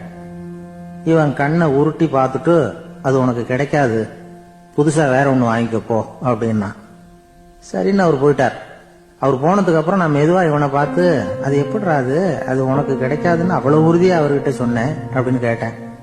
இவன் மெதுவா என் காதுகிட்ட வந்து, அந்த பேனாவை கிளப்புனதே நான் தான் அப்படிங்கிறான். ஒரு ஊர்ல ஒரு ஆள் இருந்தான். அவனுக்கு வெளிநாட்டுக்கு போகணும்னு ஆசை. ஆனா அவனுக்கு எந்த மொழியும் தெரியாது. இருந்தாலும் சமாளிச்சுக்கலாம்னு முடிவு பண்ணிட்டு கிளம்பிட்டான். ஏதோ ஒரு தேசத்துக்கு போய் சேர்ந்தான். அங்க அவனுக்கு யாரையும் தெரியாது. அவங்க என்ன மொழியில பேசிக்கிறாங்க அப்படிங்கறது கூட புரியல. என்ன பண்றதுன்னு யோசனை பண்ணிட்டு ஒரு இடத்துல நின்றுட்டு இருக்கிறான். எதிர ஒரு பெரிய கட்டடம். நிறைய பேர் உள்ள போயிட்டு இருக்கிறாங்க. இவனும் அவங்க பின்னாடியே உள்ள போனான். ஒரு பெரிய அறை, அலங்காரம்லாம் பண்ணி வச்சிருக்கிறாங்க. நிறைய பேர் சாப்பிடறதுக்காக உட்கார்ந்துருக்கிறாங்க. இவனுக்கு நல்ல பசி, அதனால இவனும் உட்கார்ந்தான். சாப்பாடு போட்டாங்க, சாப்பிட்டான். அன்பான உபசரிப்பு. இவன் மனசு உள்ள நினைச்சுக்கிட்டான், இது ஏதோ அரசருடைய அரண்மனை மாதிரி தெரியுது, இன்னைக்கு ஏதோ விருந்து நடக்குது, நல்ல வேளை நம்ம பசியும் தீர்ந்தது அப்படின்னு நினைச்சுக்கிட்டே நிமிர்ந்து பாக்குறான். சாப்பாடு பரிமாறினவன் எதிரில் ரொம்ப பணிவோட முதுக வளைச்சி வணக்கம் தெரிவிச்சான். இவனும் எழுந்திருச்சு நின்னு முதுக வளைச்சி வணக்கம் தெரிவிச்சான். ரொம்ப நன்றின்னா. அவன் ஒரு சீட்டை இவன் கையில கொடுத்தான். இவன் அதை வாங்கி பாக்குறான். என்ன எழுதியிருக்குன்னு ஒன்னும் புரியல. சரி, இந்த நாட்டுல தங்களுடைய நன்றியை சீட்ல எழுதிதான் கொடுப்பாங்க போல இருக்கு அப்படின்னு நினைச்சுக்கிட்டு மறுபடியும் நன்றின்னா. ஆனா அவன் காசை கொடுங்கன்னா. ஏன்னா அது ஒரு ஹோட்டல், இவன் சாப்பிட்டதுக்கான பில் அது. இவன் அதை புரிஞ்சிக்கவே இல்லை. நன்றின்னு அந்த சீட்ல எழுதி கொடுக்குறாங்க போல இருக்கு அப்படின்னு நினைச்சுக்கிட்டு அதை வாங்கி சட்டை பையில பத்திரமா வச்சுக்கிட்டு, பரவாயில்லைங்க, ரொம்ப மகிழ்ச்சின்னா. ஒரு வெளிநாட்டுக்காரனுக்கு இவ்வளவு தூரம் மரியாதை பண்றீங்களே, எங்க ஊருக்கு போனதும் உங்களை பத்தி நிறைய சொல்லுவேன் அப்படின்னா. இவன் என்ன சொல்றான்னு அவனுக்கு புரியல. இவனை பிடிச்சி அழைச்சிட்டு போய் முதலாளி முன்னாடி நிறுத்தினான். நாம சொன்னதுல இவனுக்கு ரொம்ப பெருமையா இருக்கணும் போல இருக்கு, அதுதான் பெரிய இடத்துக்கு அழைச்சிட்டு வந்திருக்கிறான் அப்படின்னு இவன் நினைச்சுக்கிறான். அவரும் பில்லுக்கான பணத்தை கொடுங்கிறாரு. பரவாயில்லைங்க, ரொம்ப மகிழ்ச்சி, நன்றிங்கிறான் இவன். அவரு பார்த்தார், இவனை நீதிமன்றத்துக்கு அனுப்பி வச்சுட்டார். இவன் என்ன நினைச்சுக்கிட்டான், நம்மள இந்த ஊர் ராஜா முன்னாடியே அழைச்சிக்கிட்டு வந்து நிறுத்தி இருக்கிறாங்க போல இருக்கு, என்ன ஒரு பெருந்தன்மை அப்படின்னு நினைச்சுக்கிறான். நீதிபதி சொன்னார், சாப்பிட்டதுக்கான பணத்தை கொடுத்துரு, இல்லைன்னா அதுக்கான தண்டனையை அனுபவிக்க வேண்டி இருக்கும்னார். ராஜாவே நமக்கு நன்றி சொல்றாரு போல இருக்கு அப்படின்னு நினைச்சுக்கிறான் இவன். என் மகிழ்ச்சிக்கு எல்லையே இல்லைங்க அப்படின்னா. அவரு பார்த்தார், இவனுக்கு தண்டனை கொடுக்க வேண்டியதுதான் அப்படின்னு முடிவு பண்ணார். உடனே தீர்ப்பு எழுதினார். இவனை கழுதையில பின்புறமா உட்கார வைங்க, இவன் ஒரு மோசடிக்காரன் அப்படின்னு ஒரு போர்டு எழுதி அவன் கழுத்துல மாட்டுங்க, அப்புறம் அந்த கழுதையை ஊரு பூரா விரட்டுங்க அப்படின்னார். இவனுக்கு தான் மொழி புரியலையே, ஏதோ நடக்குது அப்படிங்கிறது மட்டும் புரியுது. எல்லாரும் சேர்ந்து இவனை ஒரு கழுதை மேல உட்கார வச்சாங்க. ஓஹோ, நம்மளை பாராட்டி ஒரு ஊர்வலம் நடத்துறாங்க போல இருக்கு அப்படின்னு நினைச்சுக்கிறான் இவன். எல்லாரும் சத்தம் போட்டுக்கிட்டே கையை தட்டிக்கிட்டு கழுதை பின்னாடி ஓடி வர்றாங்க. இவனுக்கு ரொம்ப உற்சாகமா இருக்குது. எல்லாருக்கும் கை கூப்பி வணக்கம் சொல்லிக்கிட்டே போறான். கூட்டத்துல திடீர்னு ஒரு தெரிஞ்ச முகம் தெரியுது. அவனுடைய தேசத்தை சேர்ந்த ஒரு ஆள் அவன். அவனை பார்த்ததும் இவனுக்கு ரொம்ப உற்சாகம். நம்ம ஊருக்கு போனதும் இங்க நமக்கு கிடைச்ச மரியாதையெல்லாம் உண்மைதான்னு சொல்றதுக்கு ஒரு சாட்சியும் கிடைச்சுட்டுது அப்படின்னு நினைச்சுக்கிறான். அவனை பார்த்து கத்தனான், நல்லா பாத்துக்க, இந்த ஊர் மக்கள் எனக்கு எப்படிப்பட்ட வரவேற்பு கொடுக்குறாங்கிறத நல்லா கவனிச்சுக்கோ அப்படிங்கிறான். அவனுக்கு அவமானமா போட்டுது. தலையை குனிஞ்சுக்கிட்டே நழுவி போயிட்டான். இவன் பார்த்தான், அவன் தலை தெரியல. ஆகா, அவனுக்கு நம்ம மேல பொறாம போல இருக்கு, அதனாலதான் காணாம போயிட்டான் அப்படின்னு நினைச்சுக்கிறான். இப்படி ஒரு வேடிக்கை கதையை பெரியவங்க சொல்றது உண்டு. கதை வேடிக்கையா இருந்தாலும் இதுல உள்ள கருத்து என்ன தெரியுமா? அந்த கழுதை மேல உட்கார்ந்து இருக்கிறானே, அது மாதிரிதான் நாமளும் அகங்காரம்ங்கிற கழுதை மேல உட்கார்ந்துட்டு இருக்கோமா. நாமளும் கிட்டத்தட்ட அதே மாதிரி பிரம்மையில தான் இருக்கிறோமா. என்ன நடக்குதுங்கிறதே புரியறது இல்ல. அகங்காரத்துல பேசுறவனுக்கும் சித்த சுவாதீனம் இல்லாம பேசுறவனுக்கும் அதிக வித்தியாசம் இருக்கிறது இல்ல. அது மாதிரி ஒருத்தன் தன்னுடைய வீட்டை சுத்தி சேற்ற வாரி அரைச்சுக்கிட்டு இருந்தானா. அந்த வழியா வந்த ஒரு பெரியவர் அதை பார்த்திருக்கார். என்னப்பா பண்ணிட்டு இருக்கிற அப்படின்னு கேட்டாராம். கழுதைகளை விரட்டிட்டு இருக்கிறேன் அப்படின்னானா. இங்க கழுதைகளே காணுமே அப்படின்னாராம் அவரு. அதுதான் ஏற்கனவே விரட்டி விட்டனே அப்படின்னானா இவன்.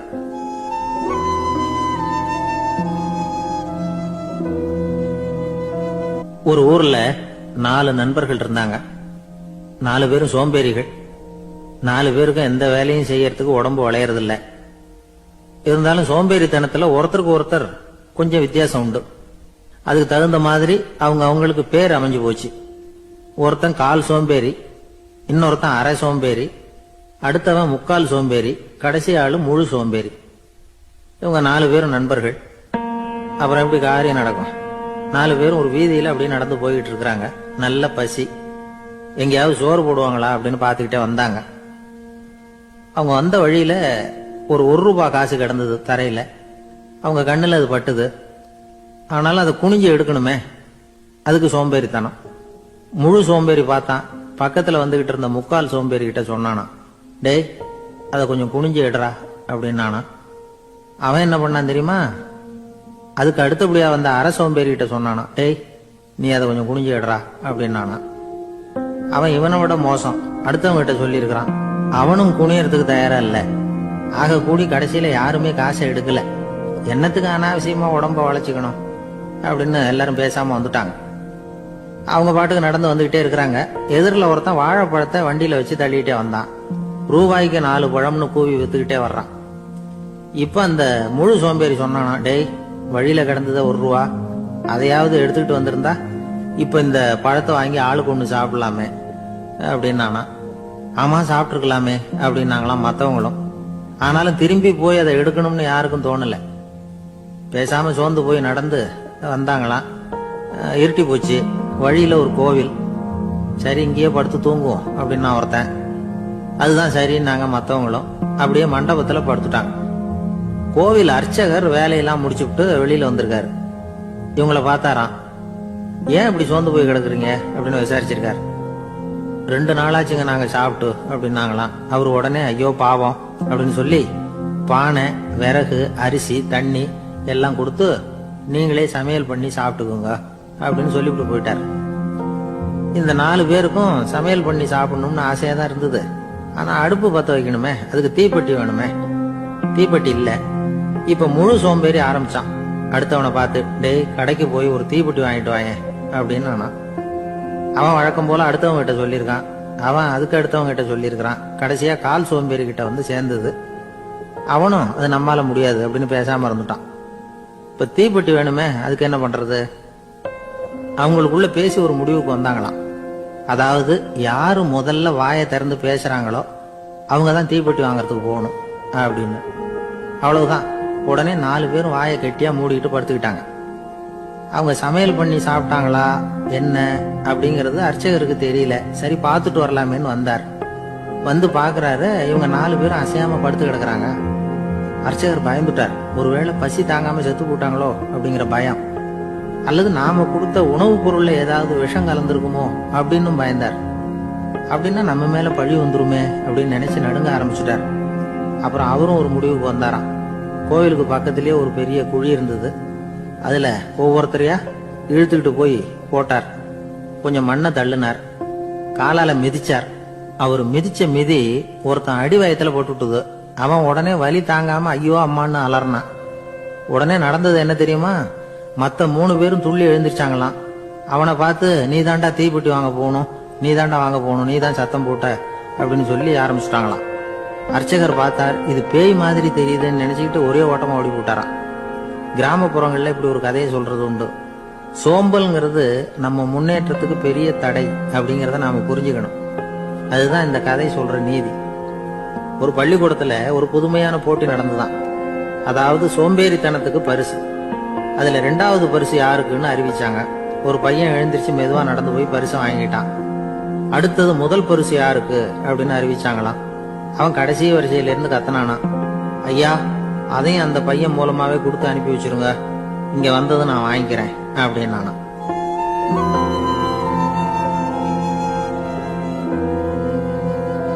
ஒரு ஊர்ல ஒரு ராஜா இருந்தார். அவரு ஒரு நாள் காலையில அரண்மனையில மேல் மாடத்துல வந்து நின்றுகிட்டு இருந்தார். அப்போ ஒரு ஆளு வீதியில ரொம்ப வேகமா ஓடிக்கிட்டு இருக்கான். அத ராஜா கவனிச்சார். அவன் மனசுல ஏதோ ஒரு தவிப்பு இருக்குங்கிறத புரிஞ்சுக்கிட்டார். உடனே அரண்மனை சேவகர்களை கூப்பிட்டார். அந்த ஆளை இங்க அழைச்சிட்டு வாங்க அப்படின்னார். இவங்க ஓடி போய் அந்த ஆளை அழைச்சிட்டு வந்தாங்க. மன்னர் முன்னாடி நிறுத்தினாங்க. மன்னர் அவனை நிமிர்ந்து பார்த்தார். எதுக்காக இவ்வளவு வேகமா ஓடிக்கிட்டு இருக்கிற அப்படின்னு கேட்டார். இதுக்கு அவன் சொன்னா, மன்னா, நம்ம கோட்டையின் வடக்கு வாசல் இருக்கு இல்லையா, அது ஓரமா ஒரு பெரிய பாறாங்கல் கிடக்கு. அதுக்கு அடியில நான் ஒரே ஒரு வெள்ளி நாணயத்தை புதைச்சு வச்சிருக்கேன். அது இப்போ எனக்கு தேவைப்படுது.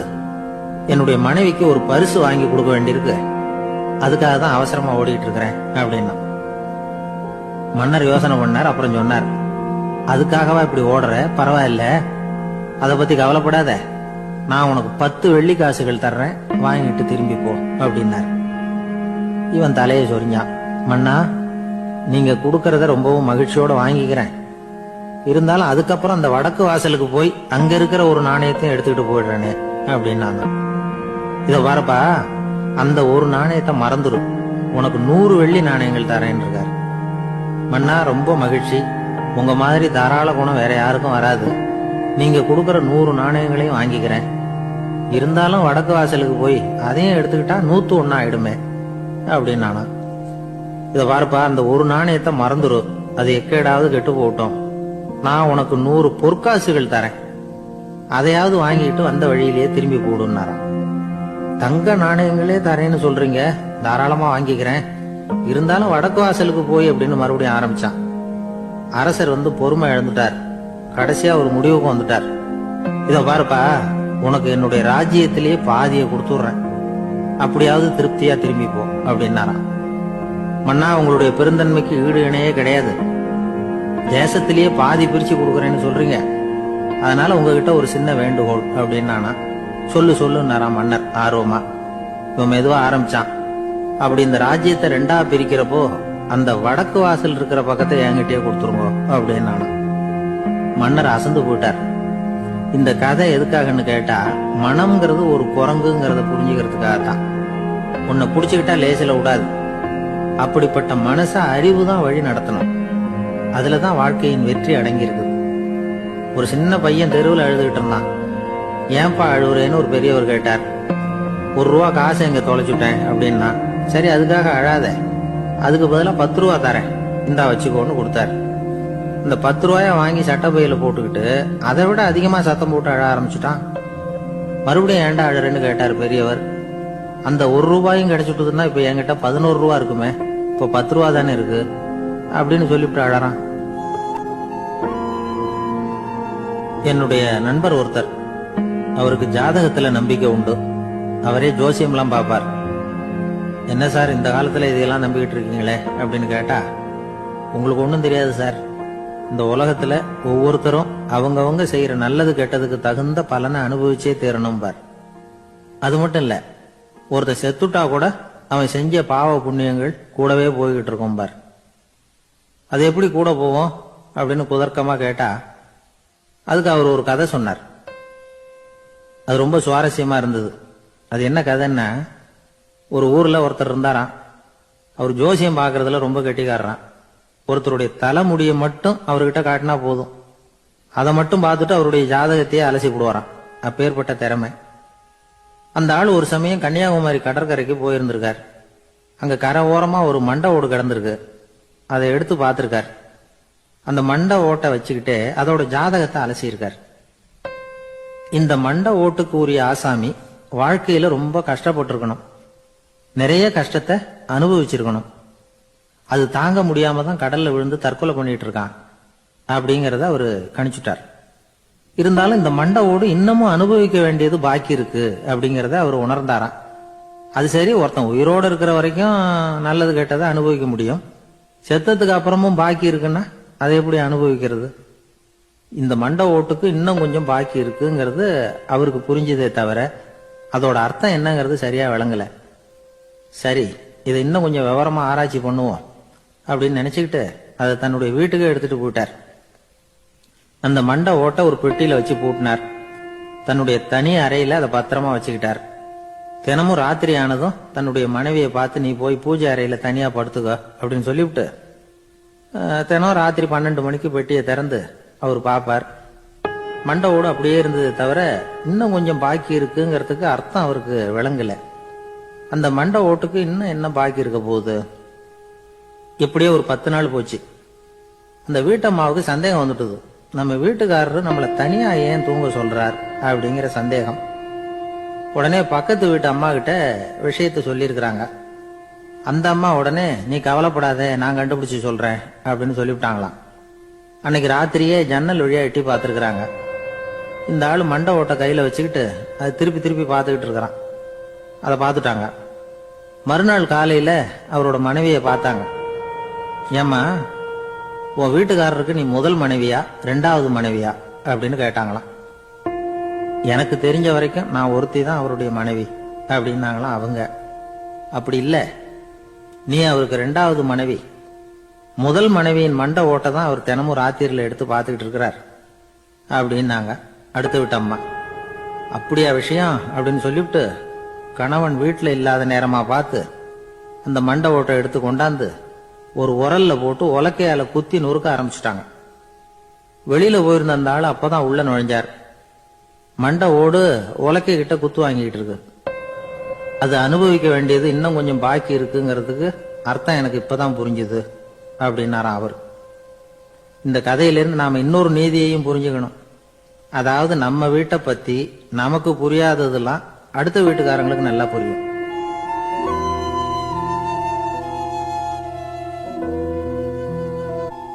ஒரு ஊர்ல ஒரு ஆள் இருந்தான். அவன் ஒரு நாள் கோயிலுக்கு போனான். கடவுள்கிட்ட வேண்டிக்கிட்டான், எனக்கு ஒரு 1 லட்சம் ரூபாய் நீ கொடுத்தா நான் உன் சன்னதியில ஒரு தேங்காய் உடைக்கிறேன் அப்படின்னு வேண்டிக்கிட்டான். கடவுள் பார்த்தார். உடனே அவன் கண் முன்னாடி தோன்றினார். இந்தா நீ கேட்ட 1 லட்சம் ரூபாய் அப்படின்னு சொல்லி அவன் கையில பணத்தை கொடுத்துட்டு மறைஞ்சிட்டார். இவனால நம்பவே முடியல. இவ்வளவு சுலபமா கிடைக்கும்னு தெரிஞ்சிருந்தா அனாவசியமா ஒரு தேங்காய் உடைக்கிறேன்னு வேண்டி இருக்க வேண்டியது இல்லையே அப்படின்னு நினைச்சான். இருந்தாலும் வேண்டுதலை நிறைவேற்ற வேண்டியது கடமை. அதுக்காக என்ன பண்ணா, பக்கத்துல ஒரு கடைக்கு போனான். ஒரு தேங்காயை கையில் எடுத்தான். இது என்ன விலைன்னு கேட்டான். 5 ரூபான்னார் கடையில இருந்தவர். அதிகமா இருக்குதே விலைன்னா. அப்படின்னா ஒண்ணு செய்யுங்க, அடுத்த ஊருக்கு போங்க, அங்க தென்னந்தோப்பு அதிகம், அதனால அங்க இதை விட குறைஞ்ச விலைக்கு கிடைக்கும் அப்படின்னார். சரின்னு அடுத்த ஊருக்கு கிளம்புனான். அங்க போய் விசாரிச்சான். ஒரு தேங்காய் 3 ரூபாய் விலைன்னாங்க. இதுவும் அதிகமா தெரியுதுன்னா. அப்படின்னா ஒண்ணு செய்ய, அதோ அந்த ஆத்து ஓரமா ஒரு தென்னை மரம் இருக்கு பார், அதுல நீயே ஏறி பறிச்சுக்கோ, ஒரு தேங்காய்க்கு 1 ரூபா கொடுத்தா போதும் அப்படின்னார் அந்த தோப்புக்கு சொந்தக்காரரு. இவனுக்கு மரம் ஏற தெரியாது. இருந்தாலும் ஆசை யார விட்டுது, விலை சல்லிசா இருக்குதே. ஆத்து ஓரம் போனா தட்டு தடுமாறி அந்த மரத்துல ஏறினா அந்த தென்னை மரம் வளைஞ்சி ஆத்து பக்கம் போய் அப்புறம் நிமிர்ந்து இருந்தது. அதாவது மரத்தின் உச்சி சரியா ஆத்துக்கு நடுவுல இருந்தது. ஆத்துல வெள்ளம் கரபுரண்டு ஓடிட்டு இருக்கு. இவன் கடவுள் கொடுத்த 1 லட்சம் ரூபாயை மடியில வச்சு இறுக்கி கட்டிக்கிட்டான். உச்சிக்கு போய் காய் பறிக்கிற சமயத்துல காத்து மழையும் பலமா கலந்து அடிக்க ஆரம்பிச்சுட்டுது. கால் வழுக்கி விட்டுட்டுது. இவன் சடார்னு ஒரு தென்னை மட்டையை பிடிச்சிக்கிட்டு தொங்க ஆரம்பிச்சிட்டான். கீழே பயங்கரமான வெள்ளம், மடியில 1,00,000 ரூபா பணம், என்ன செய்யறதுன்னு தவிக்கிறான். இந்த சமயம் கரையில ஒரு யானை பாகன் யானையை குளிப்பாட்டிக்கிட்டு இருக்கிறான். அது அவன் கண்ணில் பட்டுது. ஐயா ஒரு உதவின்னு கத்துனான். அவன் என்ன செய்யணும்னு கேட்டான். உன் யானையை மெதுவா இங்க அழைச்சிட்டு வா, எனக்கு நேரா கீழே நிறுத்து, என் காலை பிடிச்சி மெதுவா கீழே இறக்கி விட்டுரு, என் மடியில இருக்கிற பணத்துல உனக்கு 10,000 ரூபா தரேன் அப்படின்னா. அவன் பார்த்தான், காலை கையை பிடிச்சா கூட எவனும் இந்த காலத்துல 10 ரூபாய்க்கு மேல தரமாட்டேங்கிறான், இவன் காலை பிடிச்சா 10,000 தர்றேங்கிறான் அப்படின்னு யோசனை பண்ணா. உடனே யானையை கொண்டுட்டு போனான். அவனுக்கு நேரா கீழே நிறுத்தினான். அவன் காலை பிடிச்சான். அவ்வளவுதான். அந்த நேரம் பார்த்து யானை மெதுவா நடந்து அப்பால போட்டுது. இப்ப யானை பாகன் அவன் காலை கெட்டியா பிடிச்சிட்டு தூங்குறான். பரிதாபமா மேல பாக்குறான். அவன் மட்டையை பிடிச்சிட்டு தூங்குறான். இப்ப யானை பாகன் சொல்றான், தம்பி மட்டையை விட்டுறாத, கெட்டியா பிடிச்சுக்கோ, நான் உனக்கு 10,000 ரூபா தரேன், இதோ மடியில் தான் வச்சிருக்கேன்னா. மேல தொங்குறவனுக்கு இந்த நிலைமையிலேயும் ஒரு சந்தோஷம், மேற்கொண்டு ஒரு 10,000 ரூபா நமக்கு கிடைக்கும் போல இருக்கே அப்படின்னு. இந்த சமயத்துல ஒருத்தன் ஒட்டகத்தை ஓட்டிட்டு வந்தான் அந்த பக்கமா குளிப்பாட்டுறதுக்கு. யானை பாகம் பார்த்துட்டான். ஐயா ஒட்டகக்காரரே, அதை இங்க கொண்டுட்டு வா, எங்க காலை பிடிச்சி பத்திரமா இறக்கி விடு, நாங்க பணம் கொடுக்குறோம்னா. அவனும் பணத்துக்கு ஆசைப்பட்டு வந்தான். அவன் காலை பிடிக்கிற சமயம் ஒட்டகமும் நழுவி போட்டுது. இப்ப 3 பேருமே வரிசையா தொங்குறாங்க. ஒட்டகக்காரன் கத்துறான், தம்பி மட்டையை விட்டுறாத, கெட்டியா பிடிச்சுக்கோ, நான் என் மடியில இருக்கிற 5,000 உனக்கு தந்துடுறேன்னா. மேல தொங்குறவனுக்கு இன்னமும் சந்தோஷம், இவனும் பணம் தர்றேங்கிறான் அப்படின்னா இன்னைக்கு நமக்கு மொத்த பண வரவு எவ்வளவு அப்படின்னு ஒவ்வொன்னா கூட்டி பார்க்க ஆரம்பிச்சான். மனக்கணக்கு சரியா வரல. அதனால அப்படியே விரல விட்டு எண்ண ஆரம்பிச்சான். அவ்வளவுதான், மட்டையை விட்டுட்டு கை நழுவி வந்துட்டுது. 3 பேரும் பொத்துன்னு ஆத்துல விழுந்தாங்க.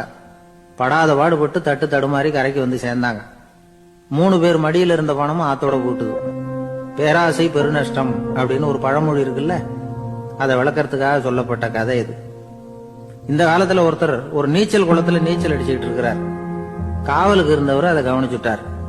கரையில இருந்து சத்தம் போட்டாராம், இதோ பாருங்க, இங்க ராத்திரி 8 மணிக்கு மேல நீச்சல் அடிக்கிறது சட்டப்படி குற்றம், அதுக்கு அனுமதி கிடையாது, தெரியாதா உங்களுக்கு அப்படின்னாராம்.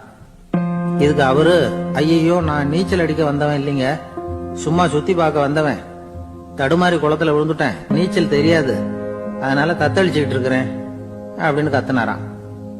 கரையில இருந்தவர் பார்த்தார். ஓ அப்படின்னா சரி, அதுக்கு ஒன்றும் தடை இல்லை அப்படின்னு சொல்லிவிட்டு அவர் பாட்டு நடந்து போயிட்டாராம்.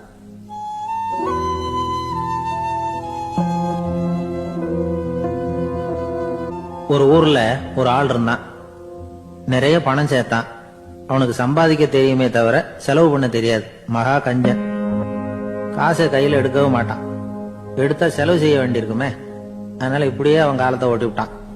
வயசாயிட்டுது. அவனுடைய மனைவி ஒரு நாள் கேட்டாங்க, இவ்வளவு நாளா நீங்க என்ன எங்கேயுமே அழைச்சிட்டு போனதில்லை, இப்போவாவது அழைச்சிட்டு போக கூடாதா அப்படின்னாங்க. எங்க போகணும் சொல்லுன்னா. காசிக்கு போகணும், கங்கையில குளிக்கணும்னாங்க. இவன் பார்த்தான், இதுக்கு ஏன் அவ்வளவு தூரம் செலவு பண்ணிட்டு போகணும், நம்ம ஊர் ஆத்திலேயே குளிக்கலாமே, இதுவும் புண்ணிய நதி தான், இங்க குளிச்சா அங்க குளிச்ச பலன் கிடைச்சிரும் அப்படின்னா. சரின்னு 2 பேரும் ஆத்தங்கரைக்கு போனாங்க. அன்னைக்கு ஏதோ விசேஷம், நிறைய கூட்டம், நிறைய பேர் குளிச்சுக்கிட்டு இருக்கிறாங்க. கரையில சில புரோகிதர்கள் நின்றுகிட்டு இருக்கிறாங்க. குளிக்கிறதுக்கு முந்தி அவங்க கிட்ட உட்காந்தா ஏதோ மந்திரம்லாம் சொல்லுவாங்க, கொஞ்சம் காசு கொடுக்க வேண்டியிருக்கும். அதனால இவன் என்ன பண்ணா, ஆத்தங்கரையிலேயே கொஞ்சம் தூரம் போனான். ஊரை விட்டு தள்ளி வந்துட்டான். அங்க யாருமே இல்லை. அப்பாடான்னு சந்தோஷப்பட்டான். குளிக்கலாம்னு புறப்பட்டான். இந்த நேரம் கடவுள் பார்த்தார், இந்த கஞ்சனுக்கு ஏதாவது புத்தி போகட்டணும் அப்படின்னு நினைச்சார். உடனே ஒரு புரோகிதர் மாதிரி உருவத்தை மாத்திக்கிட்டு அந்த ஆள் முன்னாடி வந்து நின்னார். அவனுக்கு அதிர்ச்சி, இங்க யாருமே இருக்க மாட்டாங்கன்னு நினைச்சா இங்கேயுமே ஒரு ஆள் வந்துட்டாரு, என்ன பண்றதுன்னு யோசனை பண்ணான். புரோகிதர் உருவத்தில் இருந்த கடவுள் சொன்னார், இத பாருங்க, இன்னைக்கு விசேஷ நாள், நீராடுறதுக்கு முன்னாடி சுயகல்பம் பண்ணிக்கிறது ரொம்ப நல்லது அப்படின்னார். என்கிட்ட பணம் எதுவும் இல்லையேன்னா. பரவாயில்ல, அப்புறமா கொடுங்க, வாங்கிக்கிறேன், ஆனா ஒண்ணு, எவ்வளவு கொடுப்பீங்கிறத மட்டும் இப்பவே சொல்லிவிடுங்க அப்படின்னார். இவன் ரொம்ப யோசனை பண்ணான். ஒரு 10 பைசா தரேன் அப்படின்னா. சரின்னு ஒத்துக்கிட்டு எல்லா கிரியைகளையும் அவர் செஞ்சார். அதுக்கப்புறம் கணவனும் மனைவியும் ஆத்துல குளிச்சாங்க. அவர் போயிட்டார். கொஞ்ச நாள் கழிச்சு அவன் வீட்டுக்கு வந்தார் கடனை வசூல் பண்றதுக்கு. வாசல்ல நின்றுகிட்டு இருந்த அவன் மனைவி இவரை பார்த்ததும் தயங்க ஆரம்பிச்சாங்க. அந்த அம்மா கிட்ட விஷயத்த சொன்னார். அந்த அம்மா ஓடி போய் உள்ள இருக்கிற தன்னுடைய கணவர்கிட்ட சொன்னாங்க. அவன் யோசனை பண்ணான், இப்ப வெளியில போனா அவனுக்கு 10 காசு கொடுக்க வேண்டியிருக்கும், அதனால எனக்கு காய்ச்சல்னு அந்த ஆளுகிட்ட சொல்லிவிடு, இன்னொரு சந்தர்ப்பத்துல என்ன வந்து பார்க்க சொல்லு அப்படின்னா. அந்த அம்மா போய் சொன்னாங்க. அப்படிங்களா, அப்படின்னா அவரை நான் உடனே போய் பார்க்கணுமே அப்படின்னு உள்ள நுழைய ஆரம்பிச்சார். அவங்க மறுபடியும் இருங்க இருங்க தான் வரேன்னு சொல்லிவிட்டு உள்ள ஓடி விஷயத்த சொன்னாங்க. இது ஏதுடா வம்பா போச்சு அப்படின்னு பார்த்தான். மனைவியை கிட்டத்துல கூப்பிட்டான். இதோ பாரு, ஜன்னி கண்டு நான் இறந்து போயிட்டதா சொல்லிவிடு அப்படின்னா சொன்னாங்க. புரோகிதர் பார்த்தார். அப்படின்னா ஒரு வழியா இருந்து அவருடைய இறுதி சடங்குகளையும் நானே முடிச்சுட்டு போயிடுறேன் அப்படின்னார். உள்ள இருந்தவன் யோசனை பண்ணான், அந்த ஆளு என்ன விட மாட்டான் போல இருக்கு, அதனால ஒரு சவப்பெட்டியில என்ன வச்சு தூக்கிக்கிட்டு மயானத்துக்கு போங்க பாத்துக்கலாம் அப்படின்னா. புரோகிதரை விடுற மாதிரி இல்ல, கூடவே நடந்து போயிட்டு இருக்கிறார். அங்க இறக்கி சடங்குகளை முடிச்சுட்டு தீ வைக்கிற நேரம் பொட்டிக்குள்ள இருந்த நம்ம ஆளு அலறி அடிச்சுட்டு வெளியில ஓடி வந்தான். புரோகிதர் உருவத்தில் இருந்த கடவுள் சிரிச்சார், தன்னுடைய சுய உருவத்தை காட்டினார். அதுக்கப்புறம் அவனை கூப்பிட்டு, இத பாருப்பா, ஏன் இப்படி அல்லாடுற, ஏதாவது வரம் வேணும்னா கேள்தாரேன் அப்படின்னார். அவன் யோசனை பண்ணான். பகவானே, ஒரே ஒரு வரம் தான் உங்ககிட்ட கேட்கணும்னா. என்ன வேணும் கேளுன்னார். அந்த 10 பைசா தட்சணையை தள்ளுபடி பண்ணா போதும் அப்படின்னா. கடவுளும் சரின்னு சொல்லிட்டு போயிட்டார். இப்படி ஒரு கதையை சுவாமி சிவானந்தர் சொல்லியிருக்கிறார். செல்வந்தர்கள் பல பேர் இப்படித்தான் இருக்கிறாங்க. தாங்களும் அனுபவிக்க மாட்டாங்க, அடுத்தவங்களுக்கும் கொடுக்க மாட்டாங்க. இது மாதிரியான கஞ்சர்களுக்கு இந்த உலகம் இல்லை அந்த உலகம் இல்லைங்கிறார் அவர். இந்த கதையில கடவுள் கடன் வசூலுக்கு வந்தது மாதிரி நம்ம ஊர் ஆள் ஒருத்தன் இன்னொருத்தர்கிட்ட 10 பைசா கடன் கொடுத்துட்டான். திருப்பி வாங்கறதுக்கு நடையா நடக்கிறான். கடைசியா கேட்டான், நீ எப்பதான் கடனை திருப்பி தரப்போற, அதை முடிவா சொல்லுன்னா. வர்ற வியாழக்கிழமை கண்டிப்பா கொடுத்துருவேன் அப்படின்னானா அவன். அன்னைக்கு நான் ஊர்ல இருக்க மாட்டேனே அப்படின்னானா இவன். அதனால என்ன, நானும் தான் அன்னைக்கு ஊர்ல இருக்க மாட்டேன் அப்படின்னா. ஒரு ஊர்ல ஒருத்தர் இருந்தான். ஏதோ ஒரு சின்ன அலுவலகத்துல வேலை பார்த்துக்கிட்டு இருந்தான். ரொம்ப ஏழை. வர்ற கொஞ்சம் வருமானத்தை வச்சு வாழ்க்கையை ஓட்டிட்டு இருந்தான். ஒரு நாள் தெரு வழியா அவன் நடந்து வந்துகிட்டு இருக்கிறான். தெருவுல ஒரு காசு கிடந்தது. அதை பார்த்துட்டான். அது குனிஞ்சு எடுத்தான். அது ஒரு பழங்கால காசு. அந்த காசு நடுவுல ஒரு துளை இருந்தது. அதாவது துளையிட்ட நாணயம். பழங்காலத்துல புழக்கத்துல இருந்த ஒரு நாணயம் அது. துளையிட்ட நாணயம் கிடைச்சதுன்னா ரொம்ப நல்லது, அது அதிர்ஷ்டம் அப்படின்னு ஒரு நம்பிக்கை உண்டு. இவன் கையில் அது கிடைச்சதும் ரொம்ப சந்தோஷப்பட்டான். இனிமே என்னுடைய கஷ்டம்லாம் தீரப்போகுது, அதிர்ஷ்டம் என்ன தேடி வரும், நான் பணக்காரன் ஆயிடுவேன் அப்படின்னு சொல்லிட்டு அந்த காசை தன்னுடைய கோட்டு பையில பத்திரமா போட்டு வச்சுக்கிட்டான். அடிக்கடி அதை தொட்டு பாத்துக்கிறது உண்டு, வெளியில எடுக்க மாட்டான். இப்படியே கொஞ்ச காலம் ஆச்சு. அதுக்கப்புறம் என்னாச்சு தெரியுமா, நிஜமாவே அதிர்ஷ்டம் அவனை தேடி வர ஆரம்பிச்சுட்டு செல்வம் வந்து குவிஞ்சது. பணம், பதவி, புகழ் எல்லாம் வந்து சேர்ந்தது. சமூகத்துல அவன் ஒரு பெரிய மனுஷன் ஆயிட்டான். எல்லாரும் அவனை பாராட்டினாங்க. அவன் எதை தொட்டாலும் வெற்றி, எல்லாம் அந்த காசோட மகிமை அப்படின்னு அவன் மனசுக்குள்ள நினைச்சுக்கிட்டான். தினமும் காலையில இந்த கோட்டை போட்டுக்கிட்டு தான் வெளியில கிளம்புவான். புறப்படுறதுக்கு முன்னாடி கோட்டு பாக்கெட்டை தொட்டு பாத்துக்குவான், உள்ள காசு இருக்கா அப்படிங்கறத உறுதிப்படுத்திக்குவான். அதுக்கப்புறம் தான் வெளியில கிளம்புவான். இப்படியே பல வருஷம் ஓடி போச்சு. ஒரு நாள் அவனுக்கு அந்த ஆசை வந்துட்டுது. அதாவது அந்த துளையிட்ட நாணயத்தை எடுத்து கண்ணால பாக்கணும் அப்படின்னு. காலையில சாப்பிட்டுக்கிட்டு இருந்தான். அப்போ தன்னுடைய மனைவி கிட்ட சொன்னான், ரொம்ப நாளைக்கு அப்புறம் என்னுடைய அந்த நாணயத்தை இன்னைக்கு வெளியில எடுத்து பார்க்க போறேன்னா. என்னத்துக்கு அது, இப்ப அதை பார்க்க வேணாமே அப்படின்னு மெதுவா இழுத்தாங்க அந்த அம்மா.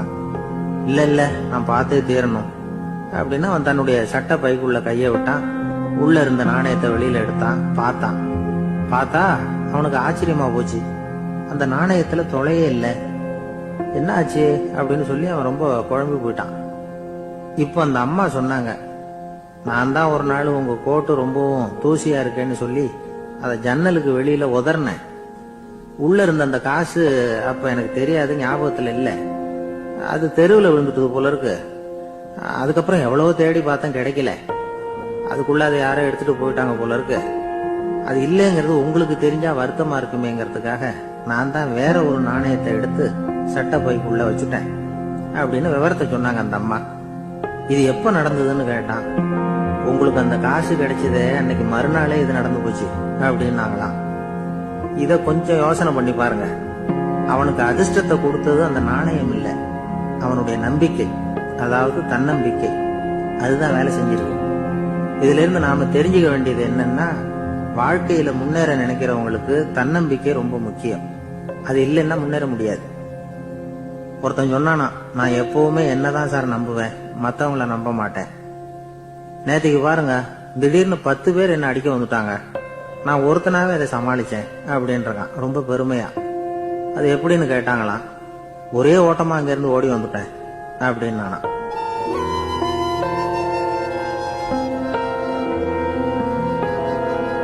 ஒரு ஊர்ல ஒருத்தர் இருந்தார், ரொம்ப நல்லவர். யாருக்காவது ஏதாவது கொடுத்துக்கிட்டே இருப்பார், கொடையாளி. தினமும் யாராவது ஒருத்தருக்கு ஏதாவது கொடுக்கலன்னா அவருக்கு தூக்கம் வராது, அப்படி ஒரு பழக்கம். அது மட்டும் இல்ல, அவர் கொடுக்கறது அடுத்தவங்களுக்கு தெரியாது, அவ்வளவு ரகசியமா அதை கொடுப்பார். வலது கை கொடுக்கறது இடது கைக்கு தெரியக்கூடாதுன்னு சொல்லுவாங்கல்ல, அது மாதிரி அவர். ஒரு நாள் ராத்திரி அவர் ஏற்கனவே தயாரா கட்டி வச்சிருந்த பணம் முடிச்ச கையில எடுத்துக்கிட்டு வீட்டை விட்டு வெளியில வந்தார். தெருவில் இறங்கி நடந்தார். இன்னைக்கு யாருக்கு தர்மம் செய்யறது அப்படின்னு யோசனை பண்ணிட்டு இருட்டுல நடந்து வந்துகிட்டு இருக்கிறார். யாரோ ஒருத்தர் எதிரில் வர்றது மாதிரி தெரிஞ்சது. உடனே அவர் கிட்ட போனார். தன்கிட்ட இருந்த பணம் முடிச்ச அவசரமா அவர் கையில திணிச்சுட்டு திரும்பி வந்துட்டார்.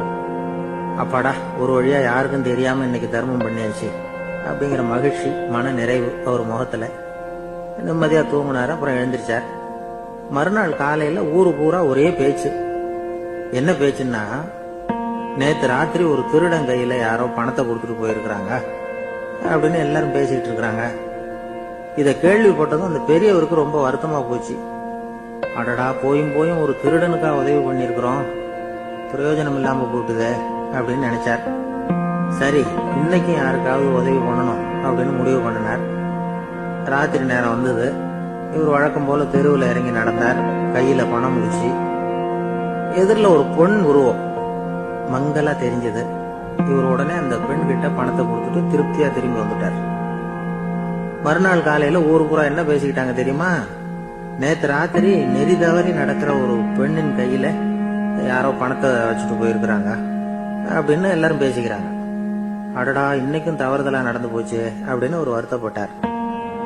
இருக்கட்டும், இன்னைக்கும் ஏதாவது தர்மம் பண்ணுவோம் அப்படின்னு நினைச்சுக்கிட்டாரு. 3வது நாள் ராத்திரியும் புறப்பட்டார். இப்பவும் எதிரில் ஒருத்தர் வந்தார்.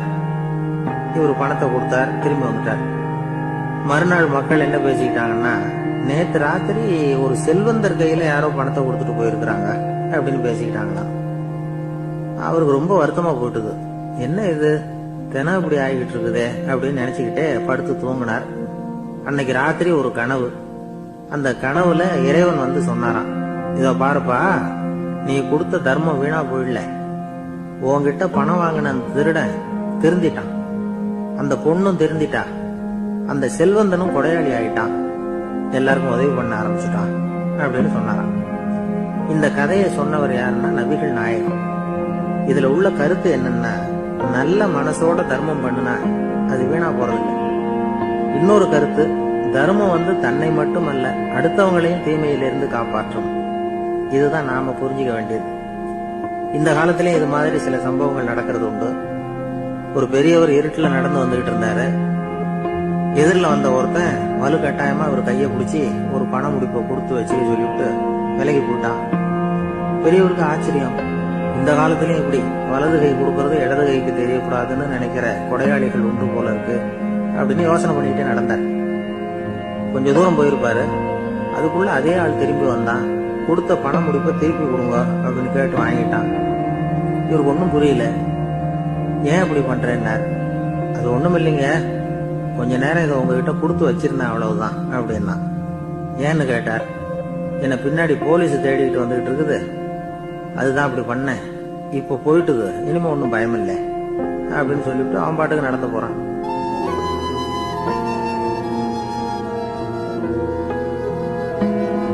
ஜெருசலேம், அங்க உள்ள ஒரு தேவாலயம். அதுல உள்ள பலிபீடத்தின் முன்னாடி ஒரு பெட்டி உண்டு. அது காணிக்கை பெட்டி. ஆலயத்துக்கு வர்றவங்க பிரார்த்தனை பண்ணிவிட்டு திரும்பி போற சமயத்துல அந்த பெட்டியில காணிக்கை போடுவாங்க. அவங்களால எவ்வளவு முடியுமோ அவ்வளவு போடுறது வழக்கம். அவங்க வசதிக்கு தகுந்த மாதிரி போடுவாங்க.